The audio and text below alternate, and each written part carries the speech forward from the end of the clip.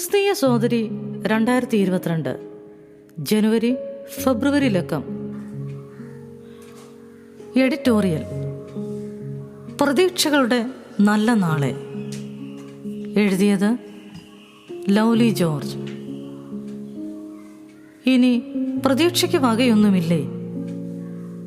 ജീവിതം വഴിമുട്ടി നിൽക്കുന്ന ഏതൊരു വ്യക്തിയുടെയും നാവിൽ ഉയരുന്ന ചോദ്യം ഇതാണ്.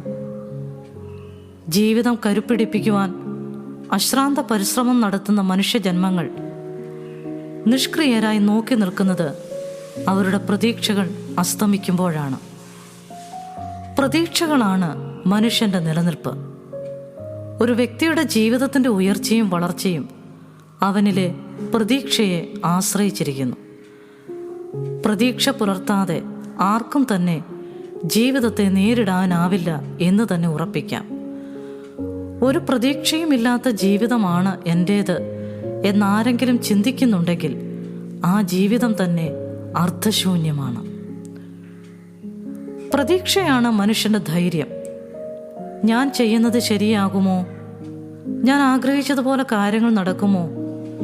ഞാൻ ലക്ഷ്യസ്ഥാനത്ത് എത്തിച്ചേരുമോ? തുടങ്ങിയ ആശങ്കകൾ പ്രതീക്ഷയ്ക്ക് കൂട്ടിനായി ഉണ്ടാകും. അതിനെ അതിജീവിക്കുകയാണ് വേണ്ടത്. എന്നാൽ അതേറെ ദുഷ്കരവുമാണ്. പ്രതീക്ഷകൾ കെട്ടിപ്പൊക്കി ജീവിക്കുന്ന മനുഷ്യന് അപ്രതീക്ഷിതമായി പലതും നേരിടേണ്ടി വരുമ്പോൾ താളം തെറ്റുന്നു. നിസ്സഹായനായ മനുഷ്യൻ നിരാശയിൽ നിപതിക്കുന്നു. ഇവിടെയാണ് പ്രതീക്ഷകൾ മാനുഷികമല്ല എന്ന് നാം തിരിച്ചറിയേണ്ടത്. നമ്മുടെ ജീവിതത്തിൽ സംഭവിക്കുന്നവയൊന്നും യാദൃച്ഛികമല്ല എന്ന് നാം മനസ്സിലാക്കിയാൽ തന്നെ പ്രതീക്ഷാനിർഭരമായ ഒരു ജീവിതം നമുക്ക് നയിക്കുവാനാകും.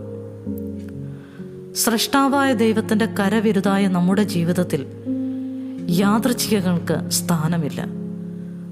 പ്രതീക്ഷകളുടെ മേൽ കാർമേഘ പടലങ്ങൾ മൂടുമ്പോൾ ദൈവം അറിയാതെ ഒന്നും സംഭവിക്കുകയില്ലെന്ന് നമുക്ക് വിശ്വസിക്കുവാനും അംഗീകരിക്കുവാനും സാധിച്ചാൽ നമ്മുടെ ജീവിതം ആനന്ദപൂരിതമാകും. പ്രതിസന്ധികളെ കൊണ്ട് നിറഞ്ഞതാണ് ലോകം. മാറി മാറി വരുന്ന പ്രതികൂല സാഹചര്യങ്ങളെ അതിജീവിക്കുവാനുള്ള വഴികൾ തേടുകയാണ് മനുഷ്യർ. പ്രതിസന്ധികൾ നമ്മുടെ ജീവിതത്തെ ഉലയ്ക്കാതിരിക്കട്ടെ. ഇന്നലെയുടെ വൈകൃതങ്ങളെ പാടെ നമുക്ക് മറക്കാം. അസ്തമിക്കാത്ത പ്രതീക്ഷകളുടെ നല്ല നാളേക്കായി നമുക്ക് കാത്തിരിക്കാം. മാന്യ വായനക്കാർക്ക് ക്രിസ്തീയ സോദരിയുടെ പുതുവത്സരാശംസകൾ. അമ്മ അറിയാൻ. എഴുതിയത് ഷീല തോമസ്. ദൈവവചന പഠനത്തിന്റെ ആവശ്യകത കുട്ടികളിൽ. ദൈവവചന പഠനത്തിന്റെ ആവശ്യകതയെക്കുറിച്ച് നമ്മുടെ കുട്ടികളും യുവജനങ്ങളും അറിഞ്ഞിരിക്കേണ്ടതുണ്ട്. മാറ്റമില്ലാത്ത ദൈവവചന സത്യങ്ങളെ പൂർണ്ണമായും അംഗീകരിക്കുവാൻ നമ്മുടെ തലമുറകൾക്ക് കഴിയുന്നുണ്ടോ? ദൈവവചനത്തിന്റെ പ്രാധാന്യത്തെക്കുറിച്ച് നമ്മുടെ കുട്ടികൾ എത്രമാത്രം ബോധവാന്മാരാണെന്ന് അമ്മമാരായ നമ്മൾ ചിന്തിക്കാറുണ്ടോ? യേശുക്രിസ്തുവിനെ കുറിച്ചും അവിടുത്തെ അസ്തിത്വത്തെക്കുറിച്ചും അവർ മനസ്സിലാക്കിയിരിക്കുന്നത് എന്താണെന്ന് എപ്പോഴെങ്കിലും അറിയാൻ ശ്രമിച്ചിട്ടുണ്ടോ? ദൈവവചനാടിസ്ഥാനത്തിലാണോ അവർ ജീവിക്കുന്നത്? സൺഡേ സ്കൂളിലും സഭയുടെ യൂത്ത് മീറ്റിങ്ങുകളിലും നമ്മുടെ കുട്ടികൾ സജീവമാണ്. അവർ നന്നായി പാടുന്നു, സംഗീതോപകരണങ്ങൾ വായിക്കുന്നു, അവർക്ക് 500-ലധികം വാക്യങ്ങൾ മനപാഠം അറിയാം, സമ്മാനങ്ങൾ വാരിക്കൂട്ടുന്നു. ഇവയെല്ലാം നല്ല കാര്യങ്ങൾ തന്നെയാണ്. എന്നാൽ ഇവയിൽ അഭിമാനിതരാകുന്ന നാം അവർ ആത്മീകരാണെന്ന് തെറ്റിദ്ധരിക്കരുത്. കുഞ്ഞുങ്ങൾക്ക് പ്രോത്സാഹനാർഹമായ പരിതസ്ഥിതികൾ ഒരുക്കി കൊടുക്കുക തന്നെ വേണം. പക്ഷേ അതിൽ മാത്രം നമ്മൾ സന്തുഷ്ടരാകരുത്. ദൈവമാണ് എല്ലാം ഉണ്ടാക്കിയത്. പ്രപഞ്ചത്തെയും മനുഷ്യനെയും രൂപകൽപ്പന ചെയ്തിരിക്കുന്നതും ദൈവമാണ്. സൃഷ്ടാവിനേക്കാൾ നമ്മെ പഠിപ്പിക്കുവാൻ മറ്റാർക്കും കഴിയില്ല. അത് നമ്മിൽ നേരിട്ട് സ്വാധീനം ചെലുത്തുന്നു. A.W. ടോസർ എന്ന ദൈവഭക്തൻ ഇങ്ങനെ പറഞ്ഞിട്ടുണ്ട്: what comes in your mind when we think about God is the most important thing about us. ദൈവത്തെക്കുറിച്ച് ചിന്തിക്കുമ്പോൾ നമ്മുടെ മനസ്സിൽ വരുന്നതാണ് മനുഷ്യനെ സംബന്ധിച്ച് ഏറ്റവും പ്രധാനപ്പെട്ട കാര്യം. എല്ലാ മേഖലകളിലും നിന്ന് ദൈവത്തെ നാം എങ്ങനെ വീക്ഷിക്കുന്നു എന്നതിന് നമ്മുടെ ജീവിതത്തിൽ വളരെ പ്രാധാന്യമുണ്ട്. അത് പ്രായോഗികമായ ഫലമുണ്ടാക്കും. നമ്മുടെ ജീവിതത്തിൽ ദൈവത്തിൻ്റെ പ്രാധാന്യം ഒരു കെട്ടിടത്തിൻ്റെ അടിത്തറ പോലെയാണ്. അടിസ്ഥാനം ദുർബലമാണെങ്കിൽ കെട്ടിടം എത്ര വലുതായാലും ശക്തമാകുകയില്ല. നമ്മുടെ ജീവിതത്തിൻ്റെ അടിസ്ഥാനം ദൈവവചനത്തെ ആശ്രയിച്ചിരിക്കുന്നുവെന്ന് നാം നമ്മുടെ മക്കളെയും കൊച്ചുമക്കളെയും പഠിപ്പിക്കണം. സൺഡേ സ്കൂൾ അധ്യാപകർ കുട്ടികളെ വളരെ ആത്മാർത്ഥതയോടെ പഠിപ്പിക്കണം. 4-5 വയസ്സും അതിലധികം പ്രായമുള്ള കുഞ്ഞുങ്ങളെ കളറിംഗ് ബുക്കുകൾ മാത്രം കൊടുത്ത് അവരുടെ സമയം ചെലവഴിക്കരുത്. കേവലം ആത്മീയ ധാർമ്മിക കഥകളുടെ ഒരു ശേഖരം മാത്രമായി അവരെ ബൈബിൾ പഠിപ്പിക്കരുത്.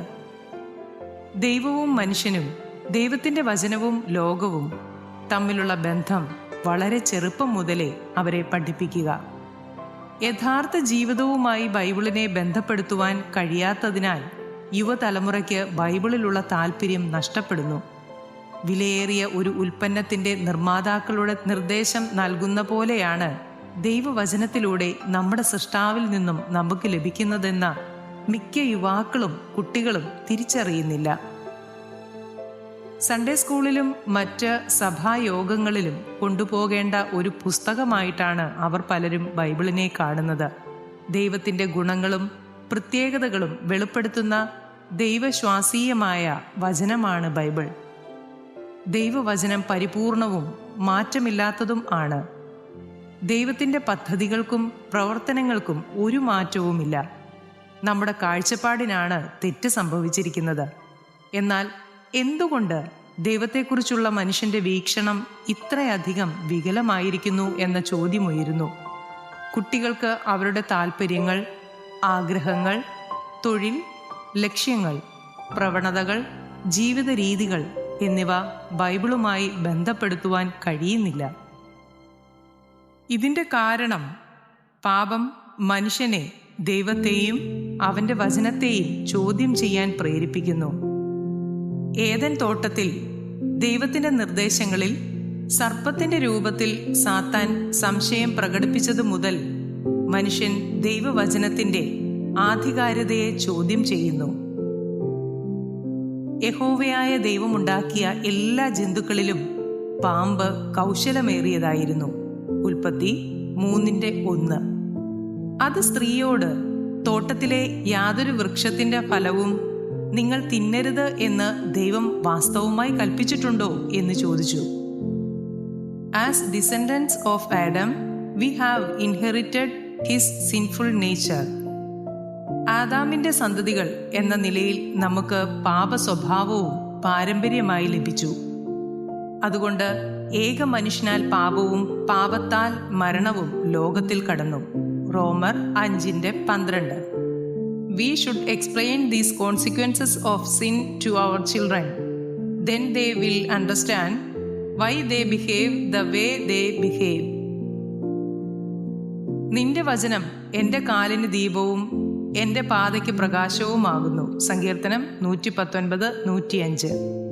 നമ്മെ നയിക്കാൻ സത്യത്തിൻ്റെ വെളിച്ചം പ്രദാനം ചെയ്യുന്ന ദൈവവചനം കൂടാതെ നമുക്ക് സഞ്ചരിക്കാനാവില്ലെന്ന് ഇത് നമ്മെ ഓർമ്മിപ്പിക്കുന്നു.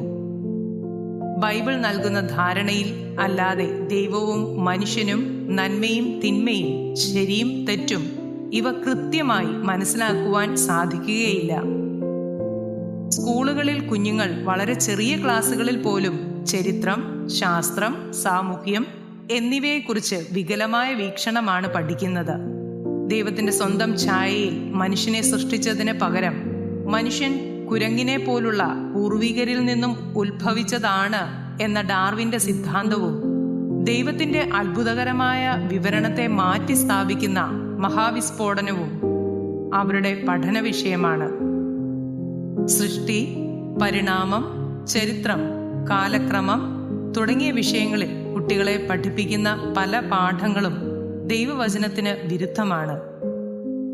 ദൈവം, സൃഷ്ടി, ധാർമ്മികത, ശാസ്ത്രം ഇവയെക്കുറിച്ച് ചർച്ച ചെയ്യുമ്പോൾ നമ്മൾ ബൈബിൾ വിചാരങ്ങളെ ഉപേക്ഷിക്കണം എന്ന നിർബന്ധമുണ്ടായേക്കാം. ദൈവവചന വിരുദ്ധമായുള്ള പഠനങ്ങളെ തിരിച്ചറിയുവാൻ നമ്മുടെ കുട്ടികൾക്ക് സാധിക്കണം.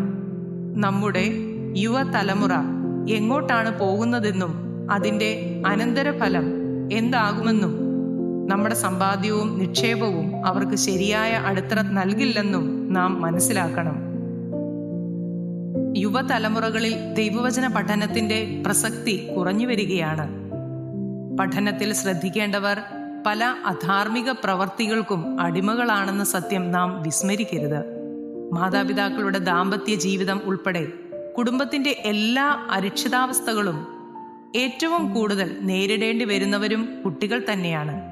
വിവാഹമോചിതരും അതിനുവേണ്ടി തയ്യാറെടുക്കുന്നവരും സ്വന്തം കുഞ്ഞുങ്ങളുടെ ജീവിതത്തെക്കുറിച്ചും ഓർക്കേണ്ടതുണ്ട്. നാം വളരെ തിരക്കിലായിട്ട് നമ്മുടെ കുട്ടികളെ അവഗണിക്കരുത്.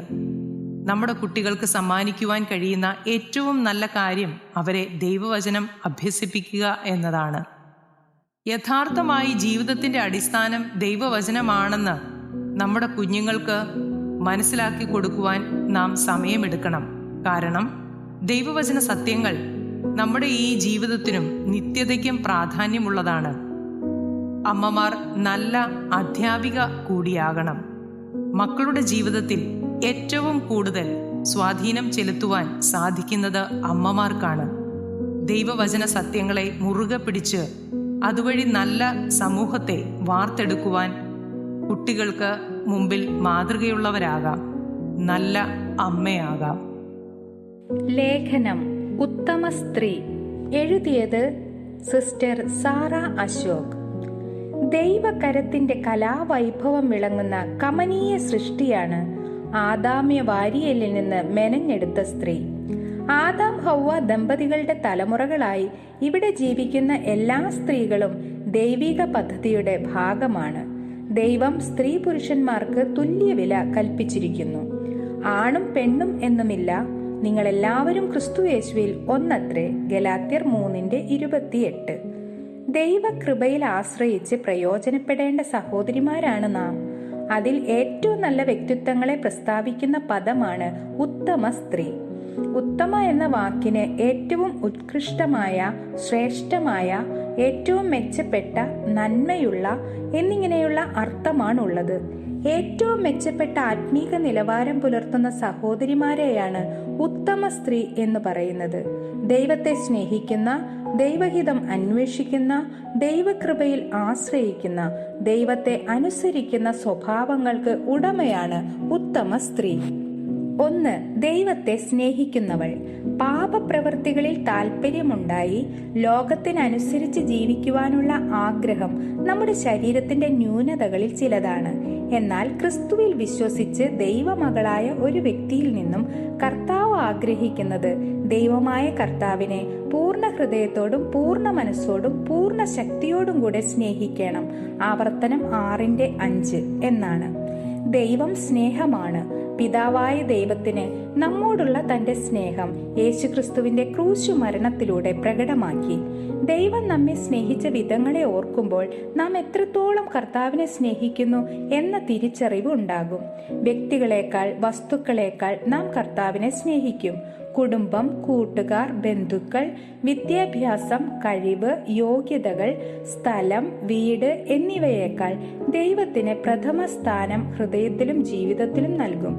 ദൈവത്തോടുള്ള സ്നേഹം ഹൃദയത്തിൽ നിറഞ്ഞിട്ട് കർത്താവ് പറയുന്നതെന്തും നാം ചെയ്യും. ഏറ്റവും മെച്ചപ്പെട്ട സ്നേഹം കർത്താവിന് മാത്രം. ഉത്തമ സ്ത്രീയുടെ ഈ ഗുണം നമ്മളിൽ വിളങ്ങും. ദൈവത്തെ എല്ലാറ്റിലും ഉപരി വിശ്വസിച്ച് സ്നേഹിച്ച് ഉത്തമ സ്ത്രീയായി നാം തുടരും. 2. ദൈവഹിതം അന്വേഷിക്കുന്നവൾ. പ്രാർത്ഥനയിലും വചനധ്യാനത്തിലും ഉറ്റിരിക്കുന്നവർ ഈ ലോകത്തിന് അനുരൂപരാകാതെ സമ്പൂർണ്ണ സമർപ്പണത്തിലൂടെ ദൈവഹിതം തിരിച്ചറിയും. റോമർ 12:2. അതുമൂലം എല്ലാ സമയങ്ങളിലും ഹൃദയത്തിലെ താല്പര്യം നിന്റെ ഇഷ്ടം ചെയ്യുവാൻ എന്നെ പഠിപ്പിക്കണം. സങ്കീർത്തനം 143:10 എന്നാണ്. ജീവിതത്തിന്റെ സമസ്ത മേഖലകളിലും വ്യക്തിപരമായി തിരിച്ചറിയുന്നത് എന്നെക്കുറിച്ചുള്ള ദൈവേഷ്ടം തന്നെയാണ്. ദൈവമേ, നിന്റെ ഇഷ്ടം ചെയ്യുവാൻ ഞാൻ പ്രിയപ്പെടുന്നു. സങ്കീർത്തനം 143:10 എന്ന് കർത്താവ് പറഞ്ഞതുപോലെ നാമും ആഗ്രഹിക്കുന്നത് ദൈവേഷ്ടം ചെയ്യുവാൻ മാത്രമായിരിക്കും. ദൈവേഷ്ടം ചെയ്ത് ജീവിക്കുന്നത് ജീവിത ലക്ഷ്യമായി മാറും. ദൈവാലോചന ഇല്ലാത്ത വാക്കും പ്രവൃത്തിയും ജീവിതത്തിൽ ഉണ്ടായിരിക്കുകയില്ല. തന്മൂലം ദൈവേഷ്ടം ചെയ്ത് ജീവിക്കുവാനുള്ള ആഗ്രഹം പൂർത്തീകരിക്കുവാൻ കർത്താവിൽ ശരണപ്പെട്ട് ശക്തി പ്രാപിക്കും.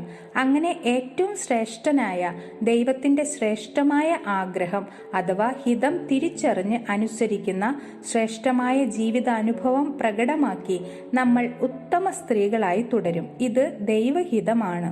3. ദൈവകൃപയിൽ ആശ്രയിക്കുന്നവൾ. എന്റെ കൃപ നിനക്കു മതി എന്നരുളി ചെയ്ത അരുമനാഥൻ നമുക്ക് നൽകുന്ന പ്രധാന ബോധ്യം അശക്തരും ബലഹീനരും അപ്രാപ്തരുമായ നമുക്ക് സ്വർഗീയ കൽപ്പന അനുസരിച്ച് ജീവിക്കുവാൻ സ്വതവേ സാധ്യമല്ല എന്നതാണ്. ദൈവിക ഉദ്ദേശമനുസരിച്ച് രൂപകൽപ്പന ചെയ്യപ്പെട്ട നാം പാപം നിമിത്തം ദൈവസന്നിധിയിൽ നിന്നകന്നപ്പോൾ തന്റെ കൃപയാൽ നമ്മുടെ പാപം പോക്കി തന്നിലേക്ക് അടുപ്പിച്ചു തന്റെ അത്യന്ത ശക്തി ഈ മൺകൂടാരങ്ങളിൽ പകർന്നു.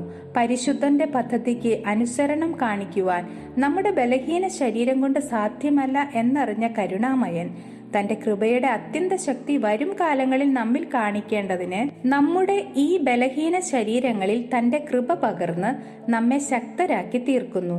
ഈ തിരിച്ചറിവുള്ള വ്യക്തി ഇങ്ങനെ പറയും: ഞാൻ ബലഹീനയെങ്കിലും ദൈവമേ നീ ശക്തൻ, എന്നെ ശക്തനാക്കുന്നവൻ മുഖാന്തിരം ഞാൻ സകലത്തിനും മതിയാകുന്നു എന്ന ഹൃദയബോധ്യത്തോടെ തൽസമയത്ത് കൃപ പ്രാപിപ്പാൻ തുറക്കപ്പെട്ട കൃപാസനത്തിന്റെ മുമ്പിൽ ചെന്ന് യാചിക്കും.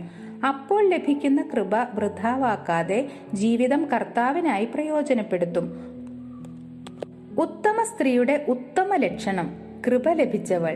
കൃപയാൽ പ്രവേശനം ലഭിച്ച് കൃപയിൽ നിലനിന്ന് ദൈവത്തിന്റെ സത്യകൃപയിൽ തുടർന്ന് സർവകൃപാലുവായ ദൈവത്തിന്റെ മഹത്വത്തിനായി കൃപയാൽ പ്രയോജനപ്പെടുന്ന ഉത്തമ സ്ത്രീ. 4. സമ്പൂർണ്ണ അനുസരണമുള്ളവൾ. പിറുപിറുപ്പോ നീരസമോ ഹൃദയത്തിൽ കയ്പോ പരിഭവമോ ഇല്ലാതെ യജമാനനായ കർത്താവിനെ സമ്പൂർണമായി അനുസരിച്ച് ജീവിക്കുന്നവൾ.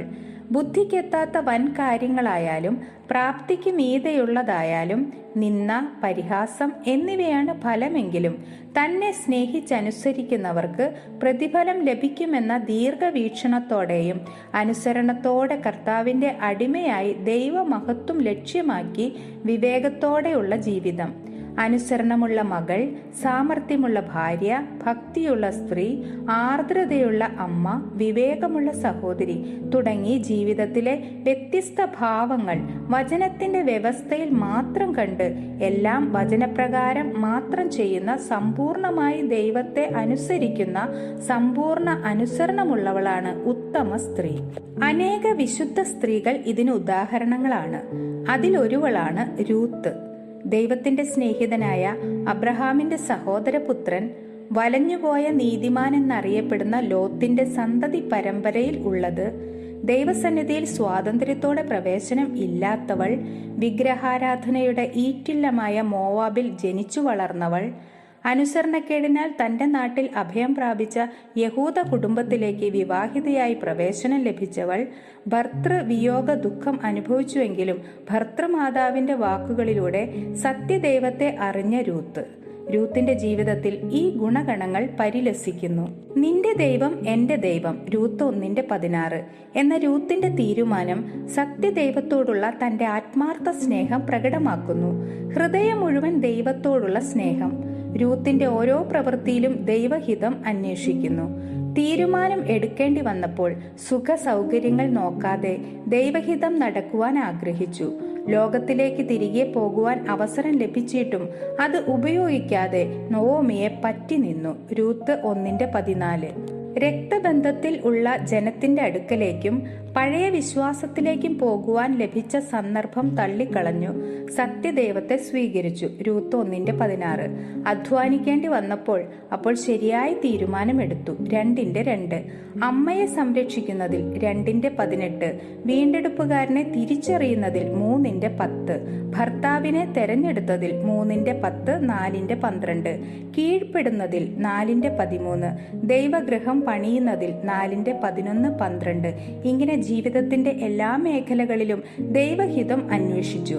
രൂത്ത് ഇസ്രായേലിന്റെ ദൈവമായ സർവശക്തനായ ദൈവത്തിന്റെ ചിറകിൻ നിഴലിൽ ആശ്രയിച്ചു. 2:12. മാത്രമല്ല, ദൈവിക ആലോചനയ്ക്ക് അനുസരിച്ചുള്ള എല്ലാ കാര്യങ്ങളും കൃത്യമായി അനുസരിച്ചു. ബത്ലഹേമിലേക്കുള്ള യാത്ര 1:19. വയലിൽ അധ്വാനം 2:2. അമ്മാവിയമ്മയ്ക്ക് ചെയ്തത് 2:11. വിശ്രമസ്ഥലം കണ്ടെത്തുന്നതിൽ 3:1. കുടുംബസ്ഥയാകുന്നതിൽ 4:12.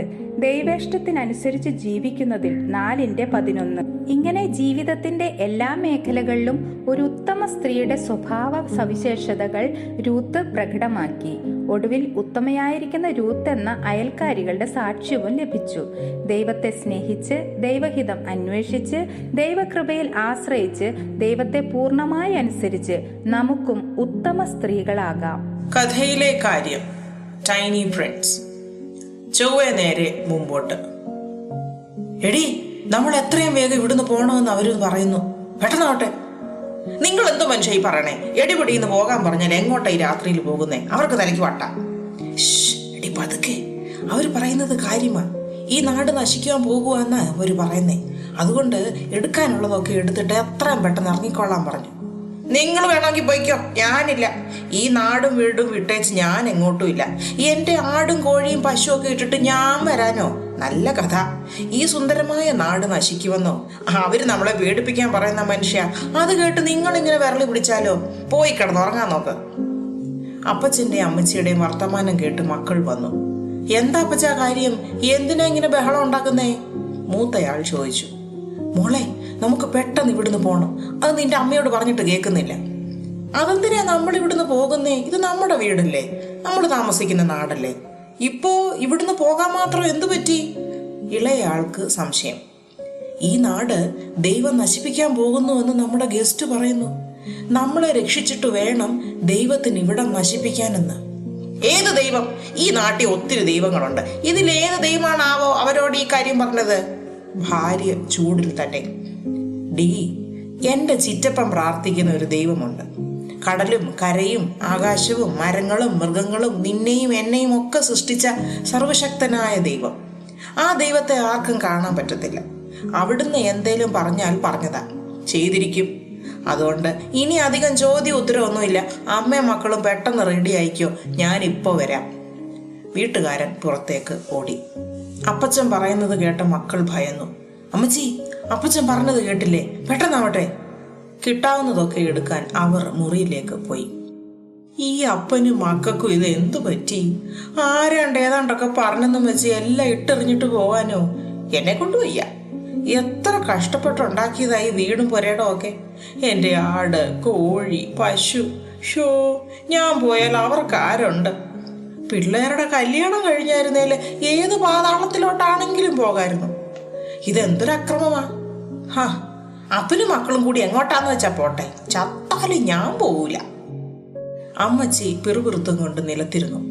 അപ്പോഴേക്കും അപ്പൻ മടങ്ങിയെത്തി. നീ ഇവിടെ കുത്തിയിരിക്കുക? പെട്ടെന്ന് റെഡിയാൻ പറഞ്ഞിട്ട് പോയതല്ലേ ഞാൻ. നിങ്ങൾ വയ്ക്കോ, ഞാൻ എങ്ങോട്ടും വരുന്നില്ല. ചാകുവാണെങ്കിൽ ഞാൻ ഇവിടെ കിടന്ന് ചാവും. ഞാൻ പോകുന്നുണ്ടെങ്കിൽ നീയും എന്റെ കൂടെ വന്നിരിക്കും. അപ്പച്ചൻ സ്വരം കടുപ്പിച്ചു. പെട്ടെന്നാവട്ടെ, നിങ്ങൾ എന്താ ഇത്ര വൈകുന്നേ? അതിഥികളായവർ കുടുംബക്കാരോട് ചോദിച്ചു. അവർ മുമ്പോട്ട് വന്ന് അപ്പനെയും അമ്മച്ചിയെയും മക്കളെയും ബലമായി കൈക്ക് പിടിച്ചുകൊണ്ട് പട്ടണത്തിന് വെളിയിലാക്കി. എന്നിട്ട് പറഞ്ഞു, ഇവിടെ നിൽക്കണ്ട, ആ പർവ്വതത്തിലേക്ക് പോയിക്കോ, തിരിഞ്ഞു നോക്കരുത്. അയ്യോ, ആ പർവ്വതം വരെ എത്താൻ എനിക്ക് ആവില്ല. ആ പട്ടണത്തിലോട്ട് ഞങ്ങൾ പോയിക്കോളാം. ശരി, അങ്ങനെയാകട്ടെ. അവർ പോകുമ്പോൾ തന്നെ ആകാശത്ത് നിന്ന് അതിഭയങ്കരമായ തീയിറങ്ങി അവർ താമസിച്ചിരുന്ന പട്ടണം കത്തിച്ചാമ്പലായി. അയ്യോ എന്ന് നിലവിളിച്ചും കൊണ്ട് അമ്മച്ചി തന്റെ വീട് കാണാൻ തിരിഞ്ഞു നോക്കി. ദൂതന്മാർ പറഞ്ഞതൊക്കെ അവൾ മറന്നുപോയിരുന്നു. വീടും നാടും കത്തുന്നത് കാണുവാൻ തിരിഞ്ഞ അമ്മച്ചി പിന്നീട് അവിടെ നിന്ന് അനങ്ങിയില്ല. മുന്നോട്ടോ പിന്നോട്ടോ ഇടത്തോട്ടോ വലത്തോട്ടോ മാറിയില്ല. നിന്ന നിപ്പിൽ ഒരു തൂണായി തീർന്നു, ഉപ്പിന്റെ തൂൺ. അപ്പച്ചനും മക്കളും ജീവനും കൊണ്ടോടി സോവാറിലെത്തി. മോളെ, അമ്മച്ചി എന്തിയേ? എനിക്കറിയില്ല അപ്പച്ച. തിരിഞ്ഞു നോക്കരുതെന്ന് പറഞ്ഞതുകൊണ്ട് ഞാൻ ഓടുമായിരുന്നു. അമ്മച്ചി കൂടെ ഉണ്ടാകുമെന്നാ ഞാൻ വിചാരിച്ചേ. മൂത്ത മകൾ കൈമലർത്തി. അപ്പച്ച, ദാ അങ്ങോട്ട് നോക്കിക്കേ, ഒരു വെളുത്ത് തൂണുപോലെ എന്തോ കാണുന്നു. ഇളയ മകൾ ദൂരേക്ക് കൈ ചൂണ്ടിക്കൊണ്ട് പറഞ്ഞു. അപ്പച്ചൻ ഇടം കൈ കണ്ണുകൾക്ക് മേൽ വെച്ച് മകൾ കൈ ചൂണ്ടിയിടത്തേക്ക് സൂക്ഷിച്ചു നോക്കി. കണ്ടിട്ട് ഒരു മനുഷ്യരൂപം പോലെ തോന്നുന്നല്ലോ മോളെ. അപ്പച്ചൻ 2 കൈകളും തലക്കടിച്ചുകൊണ്ട് നിലവിളിച്ചു. മക്കള് ഉറക്കെ കരയാൻ തുടങ്ങി. തിരിഞ്ഞു നോക്കരുതെന്ന് ആ ഗസ്റ്റുകൾ പ്രത്യേകം പറഞ്ഞതാ. അവള് കേട്ടില്ല, തിരിഞ്ഞു നോക്കിക്കാണും. അതുകൊണ്ട് ഉടനെ ശിക്ഷ കിട്ടി. ഇനി നമ്മൾ കരഞ്ഞിട്ട് എന്ത് ഫലം മക്കളെ? നിങ്ങളുടെ അമ്മച്ചിക്ക് വീടും നാടും വിട്ടുവരാൻ മനസ്സിലായിരുന്നു. പട്ടണത്തിന്റെ പാപം കാരണം ദൈവം കോപിച്ചു. അവൻ തീ കൊണ്ടത് നശിപ്പിച്ചു. നമുക്ക് അവൻ ജീവനെങ്കിലും ബാക്കി തന്നു. ദൈവകരുണ മാത്രം. അപ്പൻ തന്റെ മക്കളെ നെഞ്ചോട് ചേർത്ത് വിതുമ്പി കരഞ്ഞുകൊണ്ട് പറഞ്ഞു. അനുസരണക്കേടിന്റെ ഫലം അദ്ദേഹം മനസ്സിലോർത്തു. ഗുണപാഠം: പിമ്പിലുള്ളത് മറന്നും മുമ്പിലുള്ളതിന് ആഞ്ഞും കൊണ്ട് മുന്നോട്ട് ഓടുക. സുന്ദരമാക്കാം കുടുംബജീവിതം. വിവാഹ ജീവിതത്തിൽ വിജയിക്കാൻ. എഴുതിയത് ടെനി വിനു. കൊറോണ എന്ന കുഞ്ഞൻ വൈറസ് അടച്ചിട്ട ലോകത്തിന്റെ വാതിലുകൾ പതിയെ തുറക്കപ്പെടുകയാണ്. സ്കൂൾ, കോളേജ്, ഓഫീസ് എന്നീ തലങ്ങളിലേക്ക് ഓരോ വ്യക്തിയും ഇറങ്ങിച്ചെല്ലുകയാണ്. ചുറ്റുമുള്ളവരുടെ സംസാരങ്ങൾ ശ്രദ്ധിക്കുകയും അവരെ സാഗൂതം വീക്ഷിക്കുകയും ചെയ്യുന്ന ഒരു സ്വഭാവമുള്ളതുകൊണ്ടാവാം ബസ് സ്റ്റോപ്പിൽ നിൽക്കുന്ന കുറേ കുട്ടികളുടെ സംസാരം ശ്രദ്ധിച്ചു. അതിങ്ങനെയായിരുന്നു: ക്രിസ്റ്റി, നിന്റെ കല്യാണമായെന്നൊക്കെ കേട്ടല്ലോ. ഏയ്, ഓരോരോ പഴഞ്ചൻ ഏർപ്പാട്. ഇന്നത്തെ കാലത്ത് ആരാണ് ഈ വീട്ടുകാർ ആലോചിക്കുന്ന കല്യാണത്തിന് നിന്നു കൊടുക്കുക? അത് ശരിയാണടി, ലിവിങ് ടുഗദറിന്റെ കാലമാണിത്. വീട്ടുകാർക്ക് ഇതൊന്നും അറിയില്ലടി. അല്ലേലും അറിഞ്ഞുകൊണ്ട് ആരെങ്കിലും ഓടുന്ന വണ്ടിക്ക് തല വെക്കുമോ? കല്യാണം കഴിഞ്ഞാൽ പിന്നെ ഒന്നിനും സ്വാതന്ത്ര്യം ഉണ്ടാവില്ല. എല്ലാത്തിനും കണക്ക് കൊടുക്കണം. സ്വന്തമായി ജോലി ചെയ്ത് കാശുണ്ടാക്കിയാലും അതിനും കണക്ക് കെട്ടിയോന് കൊടുക്കണം. ഇതൊന്നും പോരാഞ്ഞ് കീഴടങ്ങിയിരുന്നില്ലെങ്കിൽ അമ്മായിയമ്മയ്ക്കും പിടിക്കൂല. ഒരാളുടെ അടിമയായ ജീവിതകാലം മുഴുവൻ കഴിയുക എന്ന് പറയുന്നത് എന്തൊരു ബോറൻ ഏർപ്പാടാണ്. കുടുംബജീവിതത്തെക്കുറിച്ച് അല്ലെങ്കിൽ വിവാഹ ജീവിതത്തെക്കുറിച്ച് നിരവധി ധാരണകളും തെറ്റിദ്ധാരണകളും സാധാരണക്കാരായ യുവതലമുറകൾക്കിടയിൽ നിലനിൽക്കുന്നു. പാശ്ചാത്യ സംസ്കാരത്തിൻ്റെ കടന്നുകയറ്റവും സോഷ്യൽ മീഡിയയുടെ സ്വാധീനവും ഈ തലമുറയെ ധാർമ്മിക മൂല്യത്തിൽ നിന്നും വളരെ അകറ്റിക്കഴിഞ്ഞിരിക്കുന്നു. ഈ അവസരത്തിൽ വിവാഹമെന്ന് പറയുന്നത് കാലഹരണപ്പെട്ടു പോയിരിക്കുന്ന ഒന്നായി മാറി. കുടുംബം ആരാണ് വിഭാവന ചെയ്തതെന്നും അത് മനുഷ്യന് നൽകിയതിൻ്റെ പിന്നിലുള്ള ഉദ്ദേശം എന്താണെന്നും ആ ഉദ്ദേശം നിറവേറ്റാൻ എങ്ങനെ ഒരുമിച്ച് വസിക്കണമെന്നുമൊക്കെ നന്നായി മനസ്സിലാക്കിയെങ്കിൽ മാത്രമേ വിജയകരമായ കുടുംബജീവിതം നയിക്കുവാൻ കഴിയൂ. പണ്ടൊക്കെ ഒന്നും അറിയാതിരുന്നിട്ടും വിവാഹമോചനം വളരെ കുറവായിരുന്നല്ലോ എന്ന് ചിന്തിച്ചേക്കാം. അന്ന് സ്ത്രീ പുരുഷന് കീഴടങ്ങിയിരിക്കുക ഒരു പ്രശ്നമായിരുന്നില്ല. ഫെമിനിസം കൊടികുത്തി വാഴുന്ന ഈ കാലത്തിൽ കീഴ്പ്പെടുക എന്നത് വലിയ പ്രശ്നമാണ്.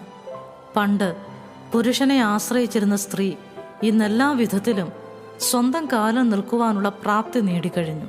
ഇത് തുല്യതയുടെ കാലമാണ്. അതുകൊണ്ട് തന്നെ വിവാഹപൂർവ്വ കൗൺസിലിംഗ് അല്ലെങ്കിൽ മാർഗനിർദ്ദേശങ്ങൾ എന്തുകൊണ്ടും അഭികാമ്യമാണ്. എന്താണ് വിവാഹം, എന്തല്ല വിവാഹം, ഇതിനെക്കുറിച്ചുള്ള വിശദമായ മാർഗനിർദ്ദേശങ്ങൾ നൽകേണ്ടത് അനിവാര്യമാണ്. നല്ല തിരഞ്ഞെടുപ്പുകൾ ഉണ്ടാകുവാൻ നാം ചില കാര്യങ്ങൾ അറിഞ്ഞിരിക്കണം. ഇതേക്കുറിച്ചുള്ള വിശദമായ പഠനം അടുത്ത ലക്കം മുതൽ. ഞാൻ മേരി എസ് ജോർജ്, എറണാകുളം ജില്ലയിലെ സൗത്ത് മാറാടി എന്ന കൊച്ചു ഗ്രാമത്തിൽ യാക്കോബായ വിശ്വാസികളായ മാതാപിതാക്കളുടെ 4 മക്കളിൽ 3ാമത്തെ മകളായി ഞാൻ ജനിച്ചു. അപ്പച്ചൻ പള്ളിയിലെ ജോലിക്കാരൻ, സഹോദരൻ മദ്ബഹായിലെ ശുശ്രൂഷക്കാരൻ, കൂടാതെ ഞങ്ങൾ 3 പെൺമക്കൾ ഗായക സംഘത്തിലെ അംഗങ്ങൾ. പള്ളിയുമായി വളരെ അടുത്ത ബന്ധം പുലർത്തിയവരാണ് ഞങ്ങളുടെ ഭവനത്തിലെല്ലാവരും. അതിൽ പള്ളിക്കാര്യങ്ങളിൽ അതിതീവ്ര വിശ്വാസിയായിരുന്ന ഞാൻ പള്ളിയിലെ എല്ലാ ആരാധനാക്രമങ്ങളും മനഃപ്പാഠമാക്കിയിരുന്നു. എവിടെ പോയാലും കുരിശു വരച്ചിട്ടേ പോകൂ. ഞാൻ 8ാം ക്ലാസ്സിൽ പഠിക്കുമ്പോഴാണ് വിശ്വാസികളായ 2 അധ്യാപകർ ഞങ്ങളുടെ സ്കൂളിൽ സ്ഥലം മാറി വന്നത്. MG വർഗീസ് സാറും സാറിൻ്റെ ഭാര്യ പുഷ്പ ടീച്ചറും. വർഗീസ് സാർ എൻ്റെ ക്ലാസ് ടീച്ചറായിരുന്നു. സമയം കിട്ടുമ്പോഴെല്ലാം യേശു കർത്താവിനെ കുറിച്ച് ഞങ്ങൾക്ക് പറഞ്ഞു തരുമായിരുന്നു. കൂടാതെ ഗിഡിയൻസിൻ്റെ പുതിയ നിയമം എല്ലാ കുട്ടികൾക്കും കൊടുത്തിരുന്നു. സാർ കർത്താവിനെ കുറിച്ച് പറയുന്നത് വലിയ താല്പര്യത്തോടെ ഞാൻ കേട്ടുകൊണ്ടിരുന്നത്. ആ വർഷത്തെ ഡിസ്ട്രിക്ട് യൂത്ത് ഫെസ്റ്റിവലിലേക്ക് ഞങ്ങളുടെ സ്കൂളിൽ നിന്നും ഞാൻ തിരഞ്ഞെടുക്കപ്പെട്ടു. കോതമംഗലം ഗവൺമെൻറ് സ്കൂളിൽ വച്ചായിരുന്നു പ്രോഗ്രാം നടന്നത്. സാറിൻ്റെ വീട് മൂവാറ്റുപുഴ ആയതിനാൽ അവരാണ് എന്നെ കൊണ്ടുപോയതും സാറിൻ്റെ ഭവനത്തിലായിരുന്നു എൻ്റെ താമസവും. ആദ്യത്തെ ദിവസം രാത്രി ടീച്ചറും സാറും പാട്ടുപാടി പ്രാർത്ഥിച്ചു. അത് കേട്ടപ്പോൾ എനിക്ക് വല്ലാത്ത അത്ഭുതവും ആകാംക്ഷയും ഉണ്ടായി. കാരണം പുസ്തകത്തിൽ എഴുതിയത് വായിച്ച് മനഃപ്പാഠം പഠിച്ച് ഉരുവിടുന്ന പ്രാർത്ഥനയാണ് എനിക്ക് ശീലം. എന്നാൽ ഇവിടെ ദൈവത്തോട് നേരിട്ട് സംസാരിക്കുന്നു. എനിക്ക് ആശ്ചര്യമായി. അന്ന് സാറ് എനിക്ക് ആത്മീയ കാര്യങ്ങൾ ഒരുപാട് പറഞ്ഞു തന്നു. എന്നാൽ ഞാൻ എൻ്റെ പള്ളിഭക്തിയിൽ നിന്നും അണുവിട മാറിയില്ല, മാറാൻ തയ്യാറുമല്ലായിരുന്നു. അങ്ങനെ SSLC കഴിഞ്ഞു. ഞാൻ ഇലക്ട്രോണിക്സ് ഡിപ്ലോമ കോഴ്സിന് തൃശ്ശൂർ വിമൻസ് പോളിടെക്നിക്കിൽ ജോയിൻ ചെയ്തു. ഇതിനിടയിൽ സാറും ടീച്ചറുമായി നല്ല ബന്ധം പുലർത്തിയിരുന്നു. ഞാൻ കോഴ്സ് കംപ്ലീറ്റ് ചെയ്ത് വീട്ടിൽ തിരിച്ചെത്തി. ആ ഇടയ്ക്ക് EUവിൻ്റെ നേതൃത്വത്തിൽ മൂവാറ്റുപുഴ ജീവജ്യോതിയിൽ വെച്ച് എഞ്ചിനീയറിംഗ് സ്റ്റുഡൻസിനുള്ള ഒരു ക്യാമ്പ് നടന്നിരുന്നു. എന്നോട് ക്യാമ്പിൽ പങ്കെടുക്കണമെന്ന് സാർ പറഞ്ഞു. ഞാൻ സമ്മതിച്ചു. വീട്ടിൽ നിന്നും അനുവാദവും ലഭിച്ചു. 1983 ഡിസംബർ 17 മുതൽ 19 വരെയായിരുന്നു ക്യാമ്പ്. കേരളത്തിലെ വിവിധ എഞ്ചിനീയറിംഗ് കോളേജിലെ സ്റ്റുഡൻസ് ക്യാമ്പിൽ പങ്കെടുത്തിരുന്നു. ബൈബിൾ സ്റ്റഡി, പാട്ടുകൾ, ധ്യാന ചിന്തകൾ, അങ്ങനെ വളരെ നല്ല പ്രോഗ്രാമുകൾ ആയിരുന്നു ക്യാമ്പിലുണ്ടായിരുന്നത്. ആദ്യത്തെ ദിവസത്തെ ഗ്രൂപ്പ് ബൈബിൾ സ്റ്റഡിയിൽ ഗ്രൂപ്പ് ലീഡ് ചെയ്യുന്ന ചേച്ചി എന്നോട് ചോദിച്ചു, മേരി രക്ഷിക്കപ്പെട്ടതാണോ എന്ന്. ഞാൻ ഉടനെ മറുപടി നൽകി, ഞാൻ ചെറുപ്പത്തിലെ മാമോദീസ മുങ്ങിയതാണെന്ന്. അപ്പോൾ ചേച്ചി ചോദിച്ചു, യേശുക്രിസ്തു ലോകത്തിൽ വന്നത് എന്തിനാണെന്ന് അറിയാമോ എന്ന്. ഞാൻ പറഞ്ഞു, ലോകത്തിൻ്റെ പാപത്തിന് വേണ്ടിയിട്ടാണ്. എന്നാൽ അത് മേരിയുടെ പാപത്തിന് വേണ്ടിയിട്ടാണ് എന്ന് വിശ്വസിച്ചിട്ടുണ്ടോ എന്ന് ചോദിച്ചു. ഇല്ല എന്ന് ഞാൻ ഉത്തരം പറഞ്ഞു. അവിടെ വെച്ച് രക്ഷയെക്കുറിച്ച് ആ ചേച്ചി എനിക്ക് വിശദമായി പറഞ്ഞു തന്നു. പള്ളി ആരാധനകളിലും ക്രമങ്ങളിലും എല്ലാം അതീവ എരിവോടെ സംബന്ധിച്ചിരുന്നു. എങ്കിലും എൻ്റെ ഉള്ളിൽ ഒരു ശൂന്യത ഞാൻ തിരിച്ചറിഞ്ഞിരുന്നു.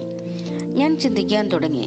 ആ ക്യാമ്പിൽ എൻ പിതാവിൻ ഭവനത്തിൽ നിന്നകന്നു ഞാൻ എന്ന ഒരു ഗാനം ഞങ്ങളെ പഠിപ്പിച്ചിരുന്നു. ആ പാട്ട് എൻ്റെ ഹൃദയത്തെ വല്ലാതെ ഉലച്ചു. ആ മുടിയനായ പുത്രൻ ഞാനാണെന്നും സ്വർഗീയ പിതാവിൻ്റെ അടുക്കിലേക്ക് പോകണമെന്നും ഉള്ള വാഞ്ച എൻ്റെ ഉള്ളിൽ നിറഞ്ഞു. ആരും കാണാതെ ആ കെട്ടിടത്തിൻ്റെ തൂണുകൾക്കിടയിൽ ഇരുന്ന് ഞാൻ കരഞ്ഞു. ക്യാമ്പിൻ്റെ അവസാന ദിവസം 1983 ഡിസംബർ 19. യേശുവിനെ കർത്താവും രക്ഷിതാവുമായി സ്വീകരിച്ചിട്ടുള്ളവർക്ക് അത് പരസ്യമായി ഏറ്റുപറയാം എന്ന് അനൗൺസ് ചെയ്തപ്പോൾ 300-ലധികം സ്റ്റുഡൻസ് ഉണ്ടായിരുന്ന ആ ഹാളിൽ ഞാൻ ആദ്യമായി എഴുന്നേറ്റു. എൻ്റെ മുമ്പിൽ ഒരേ ഒരു രൂപം, കാൽവറി ക്രൂശിൽ 3 ആണിമേൽ തൂങ്ങിക്കിടക്കുന്ന യേശു കർത്താവ്. ഞാൻ പറഞ്ഞു, യേശുവിനെ ഞാൻ എൻ്റെ രക്ഷകനും കർത്താവുമായി സ്വീകരിക്കുന്നു. ഇനിയൊരു ജീവിതമുണ്ടെങ്കിൽ ഈ യേശു കർത്താവിനായി ഞാൻ ജീവിക്കുമെന്ന്. എനിക്കുണ്ടായ സന്തോഷം പറഞ്ഞറിയിക്കാൻ അസാധ്യമായിരുന്നു. കാരണം ദൈവം എന്നെ സ്വന്തമാക്കിയിരിക്കുന്നു. എൻ്റെ മനസ്സിൽ പാട്ടുകൾ മാത്രം. ക്യാമ്പ് കഴിഞ്ഞ് ഞാൻ വീട്ടിൽ വന്ന് സദാ പാട്ട് പാടിക്കൊണ്ട് നടക്കുകയാണ്. അമ്മച്ചി ഇത് ശ്രദ്ധിക്കുന്നുണ്ടായിരുന്നു. ഇവൾ പോയതുപോലെ അല്ലല്ലോ തിരിച്ചു വന്നത്, എന്താ ഇത്ര സന്തോഷം? അമ്മച്ചി എന്നോട് ചോദിച്ചു. അമ്മച്ചിയോട് ഞാൻ സുവിശേഷം പറഞ്ഞു. പക്ഷേ അവരതത്ര കാര്യമാക്കിയില്ല. പള്ളിയിൽ ഞാൻ വീണ്ടും സജീവമായി. സൺഡേ സ്കൂൾ, വനിതാ സമാജം, യൂത്ത് അസോസിയേഷൻ എന്നിങ്ങനെ എല്ലാ കാര്യത്തിലും ഞാൻ മുൻപിൽ. എന്നാൽ ഇപ്പോൾ ഒരു വ്യത്യാസം. സൺഡേ സ്കൂളിൽ ഞാൻ പുതിയ നിയമം പഠിപ്പിക്കാൻ കൂടുതൽ ഉത്സാഹിച്ചു. യേശുക്രിസ്തുവിനെ കുറിച്ചും രക്ഷയെക്കുറിച്ചും കൂടുതൽ പഠിപ്പിച്ചു. അന്ന് ഞങ്ങളുടെ നാട്ടിൽ ആദ്യമായിട്ടാണ് രക്ഷിക്കപ്പെടുക എന്നുള്ള ഒരു വാക്ക് കേൾക്കുന്നത് തന്നെ. ഇതിനിടെ വർഗീസ് സാർ വീട്ടിൽ ഒരു ബൈബിൾ സ്റ്റഡി തുടങ്ങി. അപ്പോൾ ദൈവവചനം കൂടുതൽ ഞാൻ മനസ്സിലാക്കി. നശിച്ചു പോകുന്ന ആത്മാക്കളെക്കുറിച്ചുള്ള ഭാരം എൻ്റെ മനസ്സിലുണ്ടായി. ആ നാട്ടിലെ എല്ലാ വീടുകളിലും കയറി ഇറങ്ങി ഞാൻ സുവിശേഷം പറഞ്ഞു. ബൈബിൾ കൂടുതൽ പഠിക്കുന്തോറും എന്നിൽ സംശയവും ഇരട്ടിച്ചു. പള്ളിയിലെ ആചാര അനുഷ്ഠാനങ്ങൾ ദൈവവചനപ്രകാരം തെറ്റാണെന്ന് എനിക്ക് മനസ്സിലായി. ഞാൻ പള്ളിയിലെ അച്ഛനോട് സംശയങ്ങളെല്ലാം ചോദിച്ചു. അച്ഛൻ പറഞ്ഞു, നീ ബൈബിൾ അധികം പഠിക്കണ്ട, പഠിച്ചാൽ ഇവിടുന്ന് ചാടിപ്പോവെന്ന്. അങ്ങനെ ഇരിക്കെ ഈസ്റ്ററിനോടുള്ള ബന്ധത്തിൽ പെസഹ വ്യാഴാഴ്ച കഴിഞ്ഞ് ഈസ്റ്റർ വരെ പള്ളിയിൽ ഭജന ഇരിക്കുക എന്നൊരു ചടങ്ങുണ്ട്. കാര്യസാധ്യത്തിന് വേണ്ടി നേരുന്നവരാണ് അങ്ങനെ ഇരിക്കാറുള്ളത്. എൻ്റെ വീട് പള്ളിയുടെ അടുത്തായതിനാലും അവിടെ ഇരിക്കുന്നവരോട് സുവിശേഷം പറയാമല്ലോ എന്നോർത്തും ഞാനും ഇരുന്നു. വേദപുസ്തകത്തിൽ നിന്നും ഞാൻ അവർക്ക് പറഞ്ഞു കൊടുത്തുകൊണ്ടിരിക്കുമ്പോൾ പള്ളിയിലെ കൈക്കാരൻ ചേട്ടൻ അത് കേട്ടു. പിറ്റേന്ന് അദ്ദേഹം പള്ളിയിൽ കമ്മിറ്റി കൂടി മേരി പെന്തക്കോസ്തുകാരെ ബൈബിൾ പഠിപ്പിക്കുന്നു എന്ന് പറഞ്ഞു. പിന്നീട് വീട്ടിൽ നിന്നും അപ്പച്ചനെ വിളിച്ചു താക്കീത് ചെയ്തു. കൂടാതെ വളരെ ചെറുപ്പപ്രായത്തിൽ എൻ്റെ ചെവിയിൽ വലിയൊരു നീര് വന്ന് പൊട്ടിയിരുന്നു. അതുകൊണ്ട് എനിക്ക് എന്നും തലവേദനയായിരുന്നു. ഞാൻ 10ാം ക്ലാസ്സിൽ പഠിക്കുമ്പോൾ ലയൺസ് ക്ലബിൻ്റെ നേതൃത്വത്തിൽ ENTയുടെ ഒരു ക്യാമ്പ് സംഘടിപ്പിച്ചിരുന്നു. അവരുടെ പരിശോധനയിൽ എനിക്ക് ചെവിയിൽ ഇയർ ഡ്രമ്മിന് ഹോൾ ഉണ്ടെന്നും ഒരു സർജറി വേണമെന്നും പറഞ്ഞു. അങ്ങനെ കോലഞ്ചേരി മെഡിക്കൽ മിഷൻ ആശുപത്രിയിൽ വെച്ച് സർജറി നടന്നു. എങ്കിലും അത് ശരിയായില്ല. തുടർന്ന് ഞാൻ തിരുവനന്തപുരത്തായിരുന്നപ്പോൾ വീണ്ടും ചെവിയിൽ 2 സർജറി കൂടി നടത്തി. അന്ന് എൻ്റെ സഹോദരന് തിരുവനന്തപുരത്ത് ജോലി ആയതിനാൽ തിരുവനന്തപുരം മെഡിക്കൽ കോളേജിൽ വെച്ചായിരുന്നു ഈ 2 സർജറികളും ചെയ്തത്. എനിക്ക് തലയിൽ എണ്ണ തേക്കുവാനോ മുങ്ങിക്കുളിക്കുവാനോ ഒന്നും കഴിയുമായിരുന്നില്ല. ഒരു ദിവസം ശക്തിയായ തലവേദനയായി എറണാകുളം മെഡിക്കൽ ട്രസ്റ്റ് ഹോസ്പിറ്റലിൽ പോയപ്പോൾ അവിടുത്തെ ഡോക്ടർ പറഞ്ഞു, ചെവിക്ക് ഒരു മേജർ സർജറി കൂടി വേണമെന്ന്, 4ാമത്തെ സർജറി. വീട്ടിലെല്ലാവരും പറഞ്ഞു തിരുവനന്തപുരം മെഡിക്കൽ കോളേജിൽ തന്നെ ചെയ്യാമെന്ന്. അങ്ങനെ സർജറി പോകാനുള്ള എല്ലാ തയ്യാറെടുപ്പുകളും നടത്തി. പിറ്റേ ദിവസം പോകാൻ തയ്യാറായി. അപ്പോൾ എൻ്റെ ചേച്ചി അവധിക്ക് വീട്ടിൽ വന്നിട്ടുണ്ടായിരുന്നു. ചേച്ചി എന്നെ കളിയാക്കി, നീ വലിയ വിശ്വാസിയായിട്ട് നിന്റെ യേശുവിന് നിന്റെ ചെവിയുടെ അസുഖം മാറ്റാൻ കഴിയില്ലേ എന്ന്. അതെൻ്റെ ഹൃദയത്തിൽ ആഴത്തിൽ തറച്ചു. ഞാൻ കർത്താവിനോട് പറഞ്ഞു, കർത്താവേ, നിനക്കെല്ലാം സാധ്യം, എന്നെ ലജ്ജിപ്പിക്കരുതേ എന്ന് ഞാൻ പ്രാർത്ഥിച്ചു. അപ്പോൾ ഒരു വാക്യം എൻ്റെ മനസ്സിൽ വന്നു. മത്തായി 9:28. കുരുടന്മാരോട് കർത്താവ് ചോദിക്കുന്ന ഒരു ചോദ്യം, ഇത് ചെയ്യുവാൻ എനിക്ക് കഴിയും എന്ന് വിശ്വസിക്കുന്നുവോ? അവർ പറഞ്ഞു, ഉവ്വ് കർത്താവേ എന്നവർ മറുപടി പറഞ്ഞു. ഇത് തന്നെ ഞാനും കർത്താവിനോട് പറഞ്ഞു, കർത്താവേ, നിനക്ക് അസാധ്യമായതൊന്നുമില്ല, നിനക്ക് ചെയ്യാൻ കഴിയും. ഞാൻ പറഞ്ഞു. എൻ്റെ സഹോദരനോട് ഞാൻ പറഞ്ഞു, ഞാൻ ഹോസ്പിറ്റലിൽ വരുന്നില്ല. അദ്ദേഹം ദേഷ്യത്തിൽ എന്നോട് പറഞ്ഞു, ഇനി എന്നോട് ഒന്നും പറയേണ്ട, നീ തന്നെ നോക്കിക്കൊള്ളൂ എന്ന്. അടുത്ത ദിവസം ഞാൻ ഹോസ്റ്റലിൽ പോയി. അവിടെ എൻ്റെ റൂമിൻ്റെ അടുത്ത റൂമിലുണ്ടായിരുന്ന ഒരു ചേച്ചി കാച്ചിയ എണ്ണ തലയിൽ തേച്ച് കുളിക്കുന്ന പതിവുണ്ട്. എനിക്ക് കുറച്ച് തരാൻ ഞാൻ ആവശ്യപ്പെട്ടു. കർത്താവേ സ്തോത്രം എന്ന് പറഞ്ഞ് എണ്ണ തലയിൽ ഞാൻ തേച്ചു. എനിക്കൊരു പ്രയാസം ഉണ്ടായില്ല. പിന്നീട് ചെക്കപ്പിന് ചെന്നപ്പോൾ എല്ലാം മാറി, ചെവി ക്ലീൻ ആയെന്ന് ഡോക്ടർ പറഞ്ഞു. അതെ, എൻ്റെ കർത്താവ് എനിക്ക് വൈദ്യൻ കൂടെയാണ്. ഇതിനിടയിൽ നാട്ടിലാകെ കോളികളൊക്കെ. സൺഡേ സ്കൂളിൽ ഒരുമിച്ച് പഠിപ്പിച്ചിരുന്നവർ നേരെ വരുമ്പോൾ മുഖം തിരിച്ചു പോകുന്നു. എനിക്ക് ഭ്രാന്താണെന്ന് പറഞ്ഞു. വീട്ടുകാരും നാട്ടുകാരും എന്നെ ഒറ്റപ്പെടുത്തി. അപ്പോൾ ഞങ്ങളുടെ വീടിൻ്റെ മുകളിലുള്ള റബ്ബർ തോട്ടത്തിൽ പോയിരുന്ന് എൻ്റെ കർത്താവിനോട് എല്ലാ കാര്യങ്ങളും പറഞ്ഞു കരയും. ആ സമയത്ത് എൻ്റെ അനിയത്തി കോഴിക്കോട് പഠിക്കുകയായിരുന്നു. EUവിലെ ചേച്ചിമാരോട് അവളെ കോണ്ടാക്ട് ചെയ്യാൻ പറഞ്ഞു. അങ്ങനെ അവളും രക്ഷിക്കപ്പെട്ടു. ഇപ്പോൾ ഞങ്ങൾ 2 പേരായി. വീട്ടിലെ ബൈബിൾ ക്ലാസ് നടന്നുകൊണ്ടിരുന്നു. ഞങ്ങളുടെ വീട് ഒരു തോടിൻ്റെ കരയിലാണ്. അവിടെ ഒരു കലുങ്കുണ്ടായിരുന്നു. വൈകുന്നേരങ്ങളിൽ ആളുകൾ കൂട്ടമായി ആ കലുങ്കിൽ വന്നിരുന്ന് സംസാരിക്കുക പതിവായിരുന്നു. ഞങ്ങളുടെ വീട്ടിലെ ഉമ്മറത്ത് ഒരു ബെഞ്ച് ഇട്ടിരുന്നു. മഴ വരുമ്പോൾ റോഡിലൂടെ പോകുന്നവർക്ക് അവിടെ കയറിയിരിക്കാനാണ്.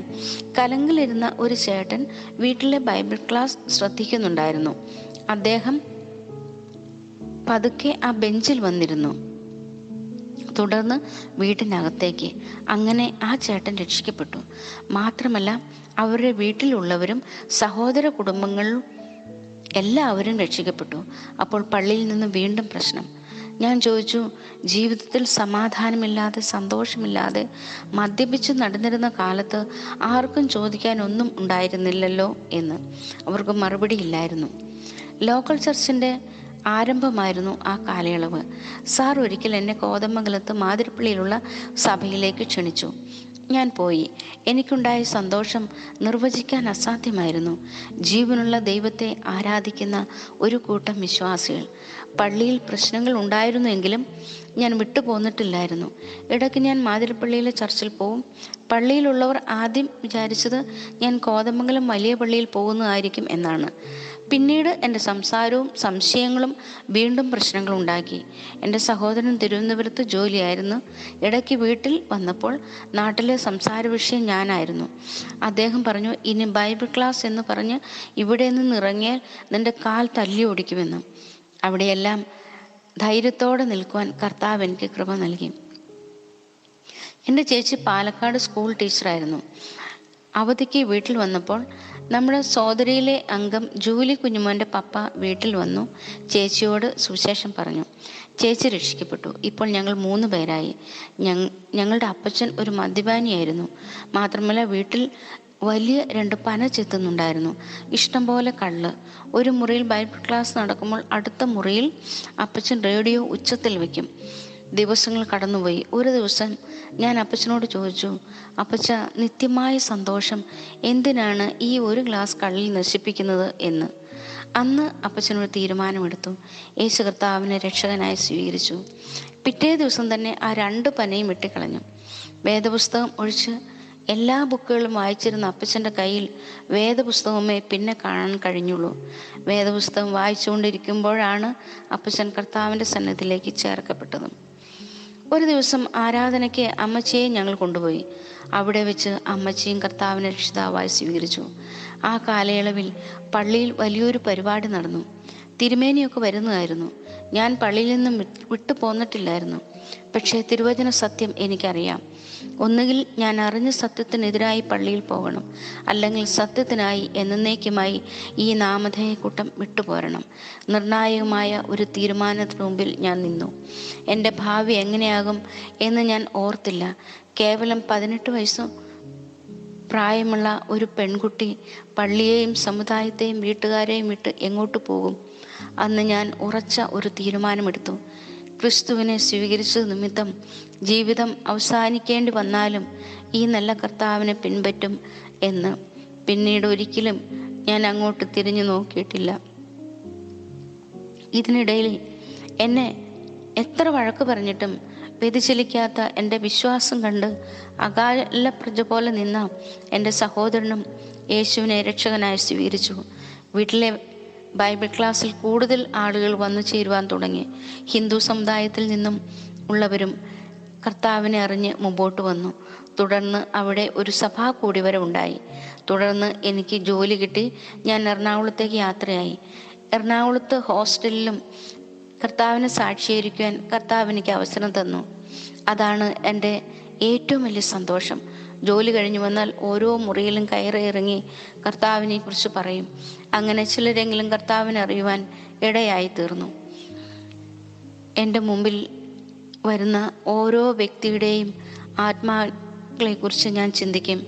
കർത്താവെ, ഇദ്ദേഹം രക്ഷിക്കപ്പെട്ടില്ലെങ്കിൽ നരകത്തിലേക്കാണല്ലോ പോകുന്നത് എന്ന ചിന്ത ഓരോരുത്തരോടും സുവിശേഷം പറയുവാൻ എന്നെ കൂടുതൽ പ്രേരിപ്പിച്ചു. ഓഫീസിൽ ബസ്സിൽ യാത്ര ചെയ്യുന്നവരോട്, കണ്ടുമുട്ടുന്ന എല്ലാവരോടും ഓടി നടന്ന് ഞാൻ സുവിശേഷം അറിയിച്ചു. ഹൃദയത്തിൽ തിളച്ചു പൊങ്ങിയ ആത്മഭാരം എന്നെ അടങ്ങിയിരിക്കുവാൻ സമ്മതിച്ചില്ല. 1992 ഡിസംബർ 19 എൻ്റെ വിവാഹം നടന്നു. ഭർത്താവ് കൊല്ലം ചാത്തന്നൂർ സ്വദേശി അഡ്വക്കേറ്റ് ജോർജ് രാജു. ഞങ്ങൾക്ക് 2 മക്കളെ ദൈവം തന്നു. മകൻ സ്റ്റീഫൻ ജോർജ് രാജു വിവാഹം കഴിഞ്ഞ് ഇപ്പോൾ ന്യൂസിലാൻഡിലായിരിക്കുന്നു. മകൾ സുസാന ജി രാജു അഡ്വക്കേറ്റായി ബാംഗ്ലൂരിൽ ജോലി ചെയ്യുന്നു. ഞങ്ങൾ കുടുംബമായി ചാത്തന്നൂർ ബ്രദർ അസംബ്ലിയോട് ചേർന്ന് ദൈവത്തെ ആരാധിക്കുന്നു. എന്നെ കേൾക്കുന്ന പ്രിയ സഹോദരങ്ങളെ, പാപത്തിൻ്റെ ശിക്ഷയായ മരണത്തിൽ നിന്നും നമ്മെ ഓരോരുത്തരെയും രക്ഷിക്കുവാൻ ഈ ഭൂമിയിൽ മനുഷ്യനായി അവതരിച്ച് നമ്മുടെ പാപം മുഴുവനും ഏറ്റെടുത്ത് കാൽവറി ക്രൂശിൽ അതിദാരുണമായി മരിച്ച് മൂന്നാം നാൾ എഴുന്നേറ്റ് ഇന്നും ജീവിക്കുന്ന കർത്താവായ യേശുവിനെ നിങ്ങളുടെ രക്ഷകനും കർത്താവുമായി സ്വീകരിക്കുമോ? ലേഖനം നന്മയുണ്ടാകുവാൻ എഴുതിയത് മേരി എബ്രഹാം. നന്മ ലഭിക്കുവാൻ ആഗ്രഹമില്ലാത്ത ആരും തന്നെ ഉണ്ടാവില്ല. അതിനുള്ള മാർഗം ദൈവം തൻ്റെ വിരൽ കൊണ്ടെഴുതി തൻ്റെ വചനത്തിലൂടെ നമുക്ക് നൽകിയിരിക്കുന്നു. നിനക്ക് നന്മയുണ്ടാകുവാനും ഭൂമിയിൽ നീ ദീർഘായുസ്സോടിരിക്കുവാനും നിന്റെ അപ്പനെയും അമ്മയെയും ബഹുമാനിക്കാം. എഫേസ്യർ 6:23. പ്രവാചകന്മാരും യേശുക്രിസ്തുവും അപ്പോസ്തലന്മാരും ഈ വിഷയം വീണ്ടും പറയുന്നതിനാൽ ഈ കൽപ്പന എത്രമാത്രം പ്രാധാന്യമർഹിക്കുന്നു എന്ന് നാം മനസ്സിലാക്കണം. മക്കളുടെ ബാല്യപ്രായത്തിൽ തന്നെ ഈ ദൈവകൽപ്പന പറഞ്ഞുകൊടുത്തു വേണം അവരെ വളർത്തുവാൻ. ഓരോ മാതാപിതാക്കളും അവരുടെ മാതാപിതാക്കളെ ബഹുമാനിച്ച് മക്കൾക്ക് മാതൃകയായിരിക്കണം. ദൈവത്തിൽ നിന്നും നന്മ ലഭിക്കുവാൻ ദൈവം നൽകിയിരിക്കുന്ന ഒരു സ്രോതസ്സാണ് മാതാപിതാക്കൾ.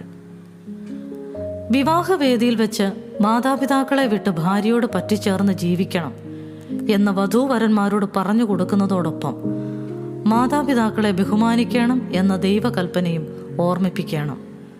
വിടുക എന്നത് കൈവിടുക എന്നാണ് പലരും മനസ്സിലാക്കിയിരിക്കുന്നത്. ദൈവകൽപ്പന എല്ലാവരോടും ഉള്ളതാണ്.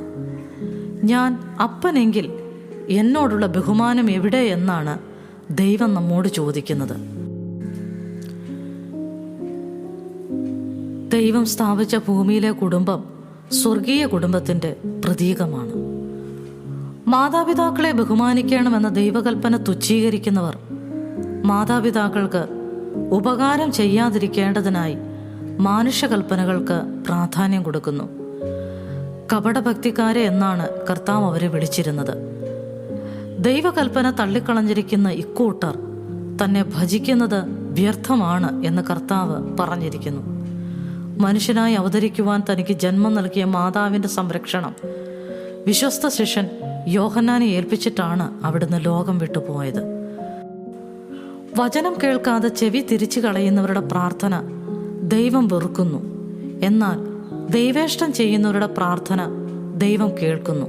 അതുകൊണ്ട് ദൈവം സ്ഥാപിച്ചു തന്ന കുടുംബത്തിൽ നാം ദൈവവചനത്തിന് മുഖ്യസ്ഥാനം കൊടുക്കണം. ദൈവം നൽകിയിരിക്കുന്ന മാതാപിതാക്കളെ അനുസരിക്കുകയും ബഹുമാനിക്കുകയും ചെയ്തുകൊണ്ട് ദൈവത്തിൽ നിന്നുള്ള നന്മ പ്രാപിക്കുന്നവരും ആയിരിക്കാം. பெண்ணே, நீ என்ன செய்ய வேண்டும்? பெண் விடுதலை, ஆண் பெண் சமத்துவம் பற்றி அதிகமாக பேசப்படும் இந்த நாட்களில் இது பற்றி விசுவாசிகளான சகோதர சகோதரிகள் மத்தியில் பல தப்பான அபிப்பிராயங்களும் அதன் தாக்குதல்களும் வெகுவாய் பரவியிருக்கின்றன. பெண் விடுதலை பற்றி பேசுவதே வேதத்திற்கு முரணானது என்று எண்ணுகிறவர்களும், அது பற்றி பேசினாலும் பலன் ஒன்றுமில்லை என்று அமைதியாயிருப்பவர்களும் தாங்கள் விரும்பும் கருத்துக்களை கூறுதல், அதாவது மாடர்ன் ஃபெமினிசம் என்று அழைக்கப்படும் பெண்ணியல் கருத்துக்களை வேத வசனத்தின் மூலம் நியாயப்படுத்த முயற்சிப்பவர்களும் நம்மிடையே உண்டு. பாரபட்சம் இல்லாத வேதத்தின் தேவன் ஒவ்வொன்றையும் ஒவ்வொருவரையும் விசேஷித்த நிலைமையில் சிருஷ்டித்து அது தான் சிருஷ்டித்த பிரகாரமாகவே அதன் நிலையில் இருந்து அதன் வேலையை செய்ய வேண்டும் என்றே விரும்புகிறார். மீறுதலின் பலனாக புருஷனின் எலும்பின் எலும்பும் மாம்சத்தின் மாம்சமாக இருந்த மனைவியானவள் புருஷனுடைய ஆளுகைக்கு கொண்டு வரப்பட்டாலும் ஒப்பாக முடியாத கிருபை வரத்தின் பலனினால் அந்த ஆளுகை அடிமைப்படுத்தும் அதிகார ஆளுகை அல்ல, மாறாக அது அன்பின் ஆளுகையே என்று வேதம் நமக்கு விளக்குகிறது. இது அன்பின் ஆளுகை என்று புரியாத பலர் வேதமே நமக்கு அதிகாரம் செலுத்தவும் அடிமைப்படுத்தவும் அனுமதிக்கிறது என்று நினைத்து தாராளமாய் தங்கள் வீட்டில் இருக்கும் பெண்களின் மீது அதிகாரம் செலுத்தி அடிமைப்படுத்துவதால் மனித உரிமை ஆணையங்களும் நீதிமன்றங்களும் தவிர்க்க முடியாத அனுதின வாழ்வின் அங்கங்களாக மாறி வருகின்றன. இந்த விதமான சூழலில் கர்த்தரை மெய்தேவனாக ஏற்றுக்கொண்ட பெண்களுடைய நிலைப்பாடு எந்த விதமாக இருக்க வேண்டும் என்று நான் கற்றுக்கொண்டதை உங்களுடன் பகிர்ந்து கொள்கிறேன். நீதிமொழிகள் 30வது அதிகாரம் 26வது வசனத்தில் மகா ஞானமுள்ள குழிமுசலை குறித்து வாசிக்கிறோம். இயற்கையாகவே அந்த குழிமுசல் சத்துவமற்றது, பலன் இல்லாதது, மிகவும் அற்பமானது, முக்கியத்துவம் இல்லாதது, ஆக மொத்தத்தில் தன்னைத்தானே பாதுகாத்து கொள்ள இயலாதது. இப்படிப்பட்ட பலவீனமான குழிமுசல் மகா ஞானமாக பலமான, அசைக்க முடியாத, பாதுகாப்பான கண்மலையில் தன் வீட்டை கட்டி கொண்டதனால் அதற்கு எதிர்மறையாக இருந்த அனைத்து நிலையும் அர்த்தமற்றதாகி மிகவும் பாதுகாப்பாக, சுகமாக, கலக்கமின்றி வாசமாய் இருக்கிறது. 1 பேதுரு 3வது அதிகாரம் 7வது வசனத்தில் பெண்கள் பலவீனமான பாண்டங்களாக குறிப்பிடப்பட்டுள்ளனர். இந்த பலவீன பாண்டங்கள் மீறுதலின் பலனாக ஆணாதிக்கத்திற்கு உட்பட வேண்டியதாயிற்று. அதை ஆதியாகமம் 3வது அதிகாரம் 16வது வசனத்தில் காண முடியும். தன்னுடைய இளம் வயதில் தந்தையையும், திருமணத்திற்கு பின் கணவனையும், வயதான காலங்களில் தன் மகனையும் சார்ந்து வாழக்கூடிய ஒரு டிபெண்டன்ட் லைஃப் வாழ்க்கை முறை அமைகிறது. ஆண் பெண்ணின் மீது செலுத்தும் ஆளுகை அன்பின் ஆளுகையே என்று வேதம் விவரித்து சொன்னாலும், விசுவாசிகளின் குடும்பங்களிலும் அவ்விசுவாசிகளின் குடும்பங்களிலும் ஒரு மகளாக பாரபட்சத்தையும், ஒரு மனைவியாக சுயாதீனமின்மையும், ஒரு தாயாக அசட்டை பண்ணப்படுதலையும் பல பெண்கள் அனுபவித்து தங்கள் நிலைமையை பற்றி வேதனைப்பட்டு கலங்கி கனத்த இதயத்தோடு காலத்தை கழிக்க வேண்டிய சூழல் இல்லாமல் இல்லை. அப்பேற்பட்ட என் உடன்பிறப்புகளுக்கு ஒரு ஆலோசனை. இந்த பலவீனமான குழிமுசல் செய்தது போல் மகா ஞானமாய் கண்மலையாகிய கிறிஸ்துவில் ஏன் தஞ்சம் புகுந்து கொள்ளக்கூடாது? கிறிஸ்து இயேசு நம் பரலோகத்திற்கு போகும் வழி மட்டுமல்ல, இவ்வுலக வாழ்வின் ஒவ்வொரு இடுக்கமான, நெருக்கமான, பாரமான, தொடர்ச்சியான இன்னல்களிலும் அவரே தஞ்சம். நாம் அதற்குள் ஓடி சுகமாய் இருக்கலாம். கர்த்தர் தாமே தன்னை அப்படி சொல்லி இருக்கிறார். தானியேல் 2வது அதிகாரம் 44வது வசனத்தில் கைகளினாலே பேர்க்கப்பட முடியாத கல்லாகவும், தேவன் தாமே உண்டாக்கிய அஸ்திபாரமுள்ள சபைக்கு தலை கல்லாகவும் மூளை கல்லாகவும் வர்ணிக்கப்படுகிறார். மத்தேயு 21வது அதிகாரம் 44வது வசனத்தில் இந்த கல்லின் மேல் விழுகிறவன் நொறுங்கி போவான், இது எவன் மேல் விழுமோ அவனை நசுக்கி போடும் என்று சொல்லி அந்த கண்மலையினுள் வீட்டை கட்டிய பலவீனமானவர்களின் பாதுகாப்பை உறுதி செய்கிறார். கர்த்தராகிய இயேசு கிறிஸ்துவினால் அந்த பலவீனமான எந்த ஒரு ஜந்துவும் பலமான வேறொரு ஜந்துவாக மாறுவதில்லை. ஆனால் பலத்தை விட மேலான பலமான பாதுகாப்பு உறுதிப்படுத்தப்படுகிறது. அந்த கண்மலையில் அடைக்கலம் பெற்றவர்கள் ஞானவான்கள் என்று மத்தேயு 7வது அதிகாரம் 24வது வசனம் கூறுகிறது. எனவே எந்த ஒரு பெண்ணும் கராத்தே கற்று பலசாலியாகவோ, ஃபெமினிசம் கற்று புத்திசாலியாகவோ இருக்க வேண்டிய அவசியமில்லை. அற்ப ஆயுசுள்ள பூக்களை அழகான வண்ணங்களால் உடுத்து விக்கிறவர், அற்ப விலையுள்ள அடைக்கலான் குருவிகள் மீது அக்கறையுள்ளவர், கூப்பிடுகிற காக்கை குஞ்சுகளுக்கு ஆகாரம் கொடுக்கிறவர் தம்மை அடைக்கலமாக கொண்ட ஒருவரையும் கைவிடார். நொறுங்குண்ட இருதயத்தை தன்னிடத்தில் அடைக்கலமாய் ஓடி வந்த பாவியான பெண்ணை பரிசேயனாகிய சீமோனுக்கு மாதிரியாக வைத்து கனப்படுத்தியவர், கல்லெறிந்து கொல்லப்பட வேண்டும் என்ற தீர்ப்பிற்கு எதிர் தீர்ப்பு எழுதி விபச்சாரத்தில் பிடிக்கப்பட்ட பெண்ணை ஒரு பெருங்கூட்ட யூதர்களின் முன்னிலையில் நீதிமானாக மாற்றியவர், நாம் பலவீனமானவர்கள், நமக்காக யார் கல்லறையில் உள்ள கல்லை புரட்டி தள்ளுவது என்று அங்கலாய்த்த மரியாள்களின் கூட்டத்திற்கு தேவதூதனை அனுப்பி கல்லை புரட்டி தள்ளியவர், நம் ஒவ்வொருவரையும் ஆதரிக்கவும் அங்கீகரிக்கவும் கனப்படுத்தவும் அவர் சித்தமுள்ளவராயிருக்கிறார். உலக இரட்சகராக வந்த பரமதேவன் ஸ்திரீயின் கற்பத்தை அருவருக்காமல் ஸ்திரீயின் வித்தாக அவதரித்தார். கிறிஸ்துவாகிய கல்மலையில் உங்கள் வீட்டை கட்டுங்கள். இந்த உலகில் நடக்கும் எல்லா அநீதிக்கும், அக்கிரமத்திற்கும், அதிகாரத்திற்கும் பயப்படாமல் பாதுகாப்பாக இருக்க ஒரே ஒரு இடம் கிறிஸ்துவே. அந்த கண்மலை பாவியான ஒவ்வொருவருக்காகவும் சிலுவையில் பிளக்கப்பட்டது. அந்த பிளவுண்ட மலையே நம் அடைக்கலம், அங்கே நாம் சுகமாய் தங்கலாம். उज्जवल भविष्य बनाने का शक्तिशाली उपाय। बुद्धि समझने वाले के सामने ही रहती है, परंतु मूर्ख की आंखें पृथ्वी की छोर की ओर लगी रहती है। नीति वचन 17 का 24। यह वचन हमें बताता है कि हमारे पास इस आने वाले नए साल में अपने भविष्य को बनाने का अभी भी अवसर है। हमारे भविष्य की आशा हमारे सही निर्णय पर निर्भर करती है। संगति, शांति, ज्ञान, हिम्मत आदि बातों की आशा वायदों पर आधारित नहीं होती, बल्कि उस इच्छा पर आधारित होती है जिसे हम आने वाले वर्ष में पूरा होते हुए देखना चाहते हैं। नीति वचन 24:14 में कहा गया है कि इसी रीति बुद्धि भी तुझे वैसी ही मीठी लगेगी। यदि तू उसे पा जाए तो अंत में उसका फल भी मिलेगा और तेरी आशा न टूटेगी। यह वचन हमें सिखाता है कि बुद्धिमान के पास एक शक्तिशाली भविष्य है जो उसकी प्रतीक्षा कर रहा है, क्योंकि वह अपनी आंखें ज्ञान पर रखता है। इसके विपरीत मूर्ख की आंखें किसी और चीज पर होती है। उसकी आंखें पृथ्वी की छोर पर होती है। अब इन दो बातों में क्या अंतर है? हम बुद्धिमान व्यक्ति की तरह वो सर्वोत्तम बातें कैसे प्राप्त कर सकते हैं जो परमेश्वर हमें देना चाहता है? पहले एक नजर मूर्ख पर डालते हैं। नीति वचन 17:24 में यूं लिखा है कि मूर्ख की आंखें पृथ्वी की छोर पर लगी रहती है। मूर्ख हमेशा सबसे आसान मार्ग की तलाश में रहता है। वो हमेशा अपने जीवन में आगे बढ़ने का एक आसान तरीका खोजते रहता है। वह लॉटरी का टिकट खरीदकर अपना भविष्य संवारने सजाने का सपना देखता है। वह शादी करके एक अच्छा पारिवारिक जीवन बिताना नहीं चाहता, क्योंकि उसकी नजर में कोई भी व्यक्ति जीवन साथी बनने की योग्य नहीं होती है। पर लिव इन रिलेशनशिप मात्र वह पसंद करता है। वह नौकरी नहीं करना चाहता, क्योंकि उसकी राय में कोई भी काम अच्छा नहीं होता। वह एक ही कलीसिया में नहीं रह पाता है, क्योंकि उसकी सोच में कोई भी चर्च अच्छा नहीं होता है। उसे अपनी पहाड़ी पर नहीं बल्कि हमेशा अगली पहाड़ी पर मेघधनुष्य नजर आता है। उसकी आंखें लगातार पृथ्वी की छोर तक भटकती रहती है। वह लगातार औरों के साथ खुद की, अपने परिवार की, अपने काम की और अपने क्षमता की तुलना करते रहता है। वह कभी भी संतुष्ट नहीं होता है और अंत में वह अपने जीवन में जितना कर सकता था उससे बहुत कम चीजें हासिल करता है।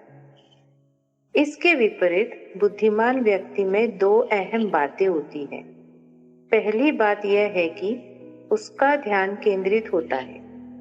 बुद्धि समझने वाले के सामने ही रहती है। नीति वचन 17:24। वह अपना जीवन आसान तरीके से जीने की तलाश में इधर उधर नहीं भागता है। वह भली भांति जानता है कि जीवन में स्थायी सफलता हाथ में लिया हुआ काम पूरा करने से ही मिलती है। दुनिया में कोई भी प्रशिक्षक एक दिन में चैंपियन टीम नहीं बना सकता है। कोई भी कंपनी एक व्यवहार करके सफलता हासिल नहीं कर सकती है। कोई भी वैवाहिक जीवन एक महीना साथ गुजारने से सफल नहीं होता है। पारिवारिक संघर्ष एक समुपदेशन में ठीक नहीं होते हैं। केवल एक ही उपदेश में किसी भी कलीसिया की परेशानियां दूर नहीं होती है। आप आसान तरीकों की तलाश करके जीवन को सफल नहीं बना सकते। सबसे बड़ी उपलब्धियां केवल निरंतर तथा केंद्रित प्रयासों से ही प्राप्त की जा सकती है और बुद्धिमान व्यक्ति यही करता है। वह अपने जीवन में एक केंद्रीय उद्देश्य प्राप्त करने पर अपना सारा ध्यान केंद्रित करता है। क्या आप जानते हैं कि बुद्धिमान व्यक्ति अपने जीवन में किस बात के पीछे लगता है? वह पीछा करता है ज्ञान का। एक बार परमेश्वर ने सुलेमान को एक मनचाहा वरदान मांगने के लिए कहा। तब सुलेमान ने परमेश्वर से बुद्धि मांगी। तब परमेश्वर ने उससे यानी सुलेमान से कहा, इसलिए कि तूने ये वरदान मांगा है और न तो दीर्घायु और न धन और न अपने शत्रुओं का नाश मांगा है, परंतु समझने के विवेक का वरदान मांगा है। इसलिए सुन, मैं तेरे वचन के अनुसार करता हूँ। तुझे बुद्धि और विवेक से भरा मन देता हूँ, यहाँ तक कि तेरे समान न तो तुझसे पहले कोई कभी हुआ और न बाद में कोई कभी होगा। फिर जो तूने नहीं मांगा अर्थात धन और महिमा, वह भी मैं तुझे यहाँ तक देता हूँ कि तेरे जीवन भर कोई राजा तेरे तुल्य न होगा। 1 राजाओं 3 अध्याय 11 से लेकर 13 तक के वचन। सुलेमान ने अपने अनुभव से सीखा कि बुद्धि ने उसे जीवन में एक फायदा दिलाया। ज्ञान के कारण उसे बढ़त मिली और यह ऐसा लाभ था, ऐसी बढ़त थी जिसने उसे बेशुमार दौलत, बड़ी शक्ति और ऊंचा पद दिया। आखिर उस दौलत का क्या फायदा जिसे आप खर्च करना नहीं जानते, और उस शक्ति का क्या मूल्य है जिसका आप प्रयोग करना नहीं जानते, और उस पद का क्या लाभ जिसका उपयोग करना आप नहीं जानते। बहुत से लोग समझते हैं कि अगर उनके पास केवल शक्ति, धन और पद होता तो वे एक खुशहाल जिंदगी बिता पाते, इसलिए वे इन चीजों को हासिल करने के लिए कड़ा संघर्ष और जोरदार प्रयास करते रहते हैं। लेकिन उनके पास यह जानने की बुद्धि ही नहीं होती कि जिंदगी की अहम चीज क्या है। उनके पास जो कुछ होता है उससे वे कभी भी संतुष्ट नहीं होते। बुद्धि समझने वाले के सामने ही रहती है। नीति वचन 17 वचन 24। बुद्धिमान व्यक्ति का दूसरा लाभ यह है कि वह जानता है कि ज्ञान कहाँ से पाना है। सुलेमान को अपनी बुद्धि कहाँ से मिली? उसने परमेश्वर से मांगा। क्यों? क्योंकि बुद्धि परमेश्वर से आती है। बुद्धि यहोवा ही देता है। ज्ञान और समझ की बातें उसी के मुंह से निकलती है। नीति वचन 2 अध्याय और उसका 6वां वचन। तुम मसीह यीशु में हो, जो परमेश्वर की ओर से हमारे लिए ज्ञान ठहरा, अर्थात धर्म और पवित्रता और छुटकारा। 1 कुरिन्थियों का 1 अध्याय उसका 30वां वचन। जिसमें अर्थात मसीह में बुद्धि और ज्ञान के सारे भंडार छिपे हुए हैं। कुलुसिये 2 अध्याय उसका 3वां वचन। याकूब 1:5 कहता है, यदि तुम में से किसी को बुद्धि की घटी हो तो परमेश्वर से मांगे, जो बिना उलाहना दिए सबको उदारता से देता है और उसको दी जाएगी। मनुष्य की बुद्धि की अपनी कमजोरियां हैं, क्योंकि मनुष्य की बुद्धि हमेशा नश्वर मनुष्य क्या अनुभव करते हैं और क्या देखते हैं इस बात पर निर्भर होती है, और हमारे अनुभव हमेशा सीमित रहते हैं। लेकिन इसके विपरीत परमेश्वर का ज्ञान ऊपर से आता है। उसकी दृष्टि की कोई सीमा नहीं है। वह जो देख सकता है उसकी कोई सीमा नहीं है। वह शुरुआत के पहले ही अंत को जानते हैं। यशायाह 46:10 में परमेश्वर हमें बताते हैं कि मैं तो अंत की बात आदि से और प्राचीन काल से उस बात को बताता आया हूँ जो अब तक नहीं हुई। मैं कहता हूँ मेरी युक्ति स्थिर रहेगी और मैं अपनी इच्छा को पूरी करूँगा। जब हम अपने जीवन में परमेश्वर की बुद्धि मांगते हैं तब हम न केवल मूर्खों से बेहतर होते हैं, बल्कि हम संसार के हर एक बुद्धिमान से बेहतर होते हैं, क्योंकि हमारे पास एक ऐसी लाभदायक बात होती है जो दूसरों के पास नहीं होती। हमारी पहुंच परमेश्वर की बुद्धि तक होती है और हम दुनिया को दर्शाते हैं कि हमारे पास परमेश्वर की बुद्धि है, क्योंकि हम वो करते हैं जो परमेश्वर हमें करने के लिए कहते हैं। एक बार प्रभु यीशु ने एक दृष्टांत में कहा, जो कोई मेरी ये बातें सुनकर उन्हें मानता है वह उस बुद्धिमान मनुष्य के समान ठहरेगा जिसने अपना घर चट्टान पर बनाया। मत्ती 7वां अध्याय उसका 24वां वचन। जो कोई मेरी ये बातें सुनता है और उन पर नहीं चलता वह उस निर्बुद्ध मनुष्य के समान ठहरेगा जिसने अपना घर बालू पर बनाया। मत्ती 7वां अध्याय और 26वां वचन। हमारे पास परमेश्वर की बुद्धि होती है जब हम बातें करते हैं जो परमेश्वर हमें करने के लिए कहते हैं। जब हम वो बातें करते हैं जो परमेश्वर हमें करने के लिए कहते हैं। इसलिए यह महत्वपूर्ण है कि हम स्वयं को लगातार उसकी बुद्धि के सामने प्रकट करते रहे। यही कारण है कि हमें कलीसिया की हर एक सभा में उपस्थित रहना आवश्यक है। हमारे व्यक्तिगत जीवन में, हमारे प्रतिदिन भक्ति में बाइबल अध्ययन तथा वचनों पर मनन चिंतन करना जरूरी है। प्रेरित पौलुस कहते हैं, मसीह के वचन को अपने हृदय में अधिकाई से बसने दो और सिद्ध ज्ञान सहित एक दूसरे को सिखाओ और चिताओ। कुलुसियों 3 अध्याय उसका 16वां वचन। दाऊद कहता है, तू अपनी आज्ञाओं के द्वारा मुझे अपने शत्रुओं से अधिक बुद्धिमान करता है, क्योंकि वे सदा मेरे मन में रहती है। भजन 119 का 98।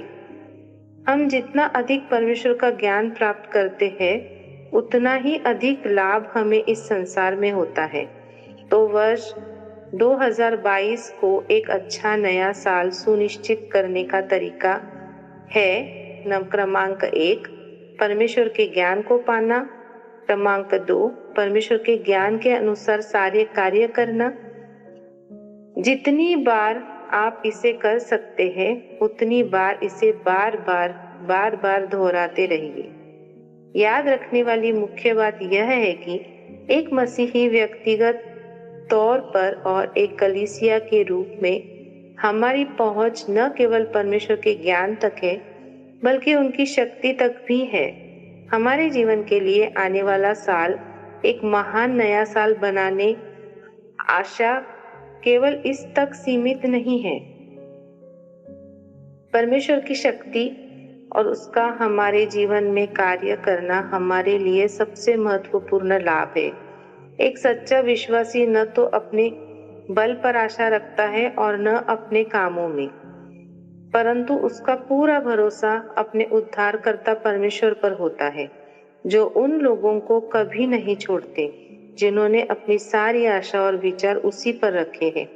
यदि हम परमेश्वर के वचनों को थामे रहते हैं, तो उसकी बुद्धि और उसकी शक्ति हम भरपूरी से अनुभव कर पाएंगे, क्योंकि बुद्धिमान पुरुष बलवान भी होता है और ज्ञानी जन अधिक शक्तिमान होता है। नीति वचन 24 का 5वां वचन।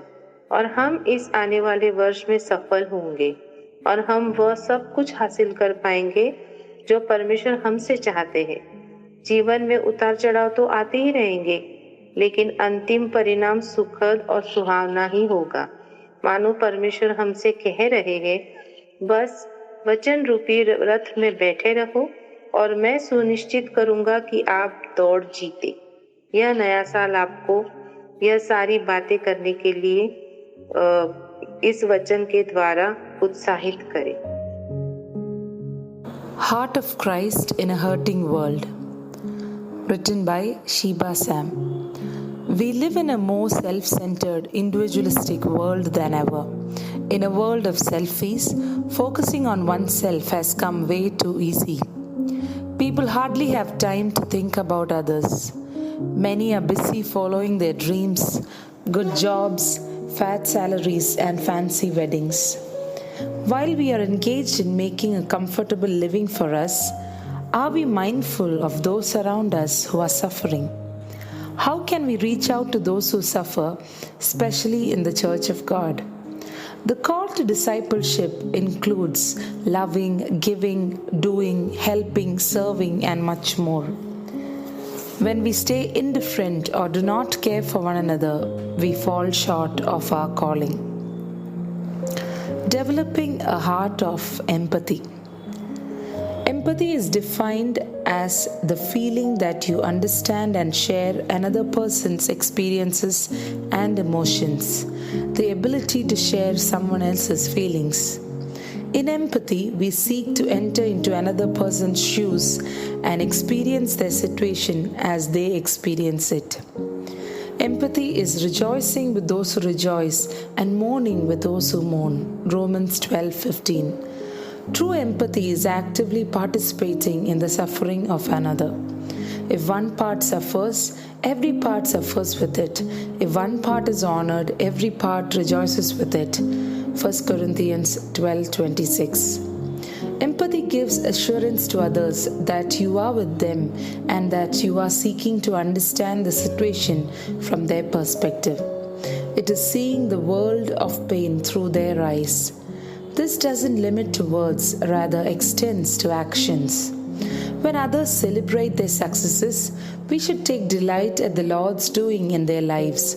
So often, people cannot genuinely rejoice with others because of jealousy or envy. But true Christian takes genuine happiness in the good of others. When people go through pain and grief, extend a heart of empathy. Try to reach out to the bereaved.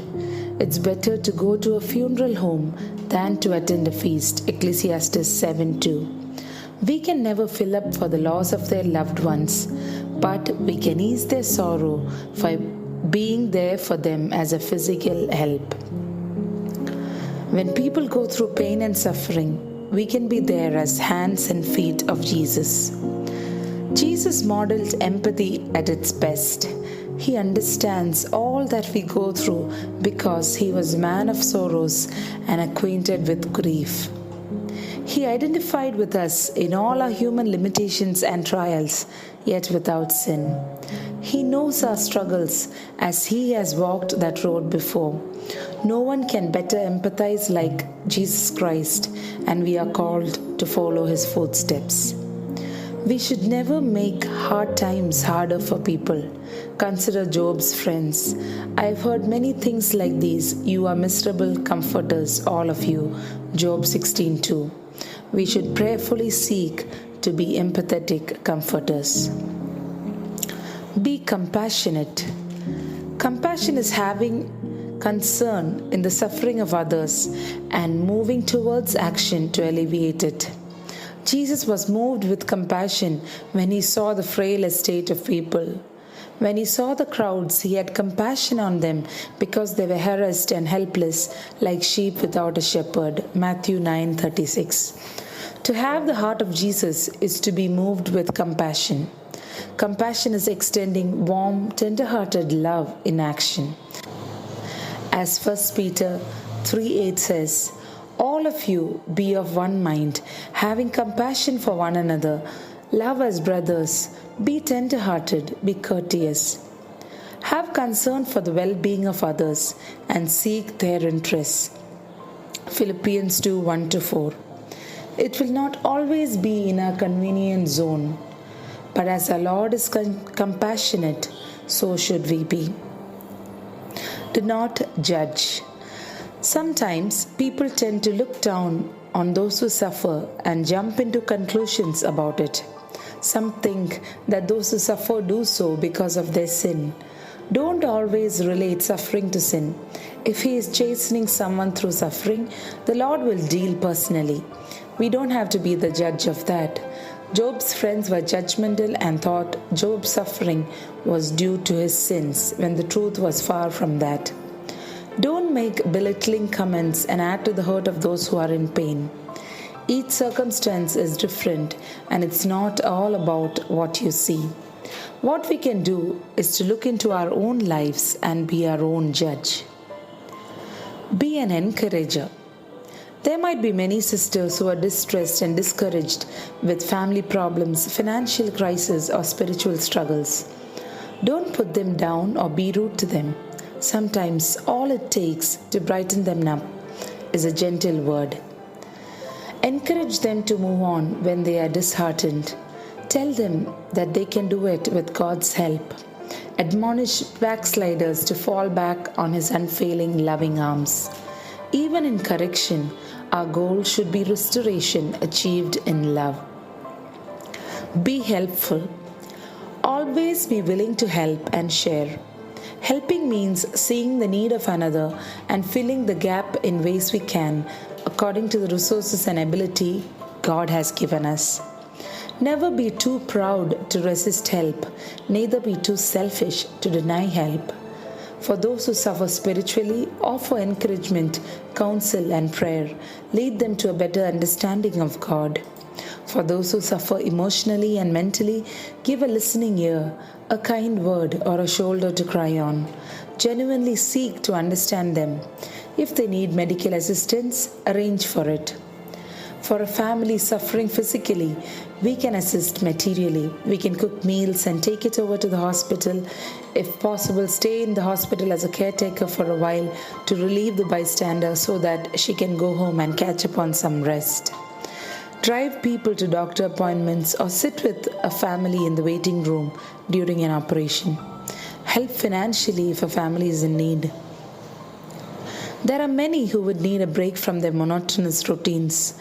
Consider their circumstances.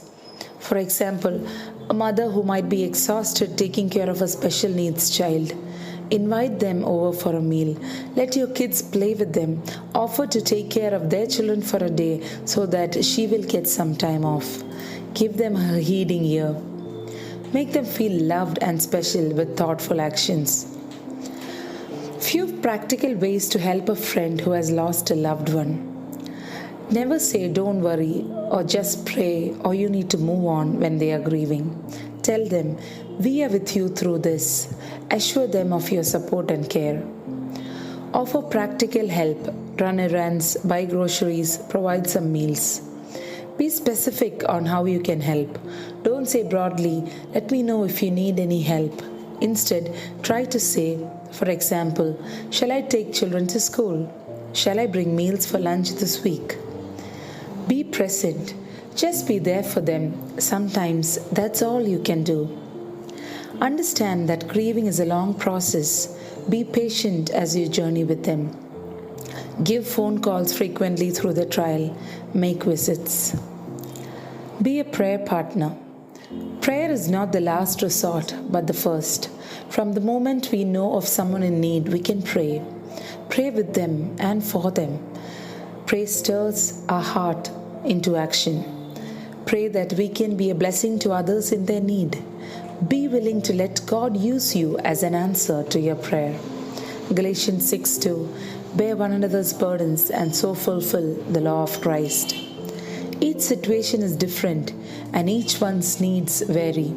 Seek wisdom from God and identify ways in which you can make a difference in every challenge.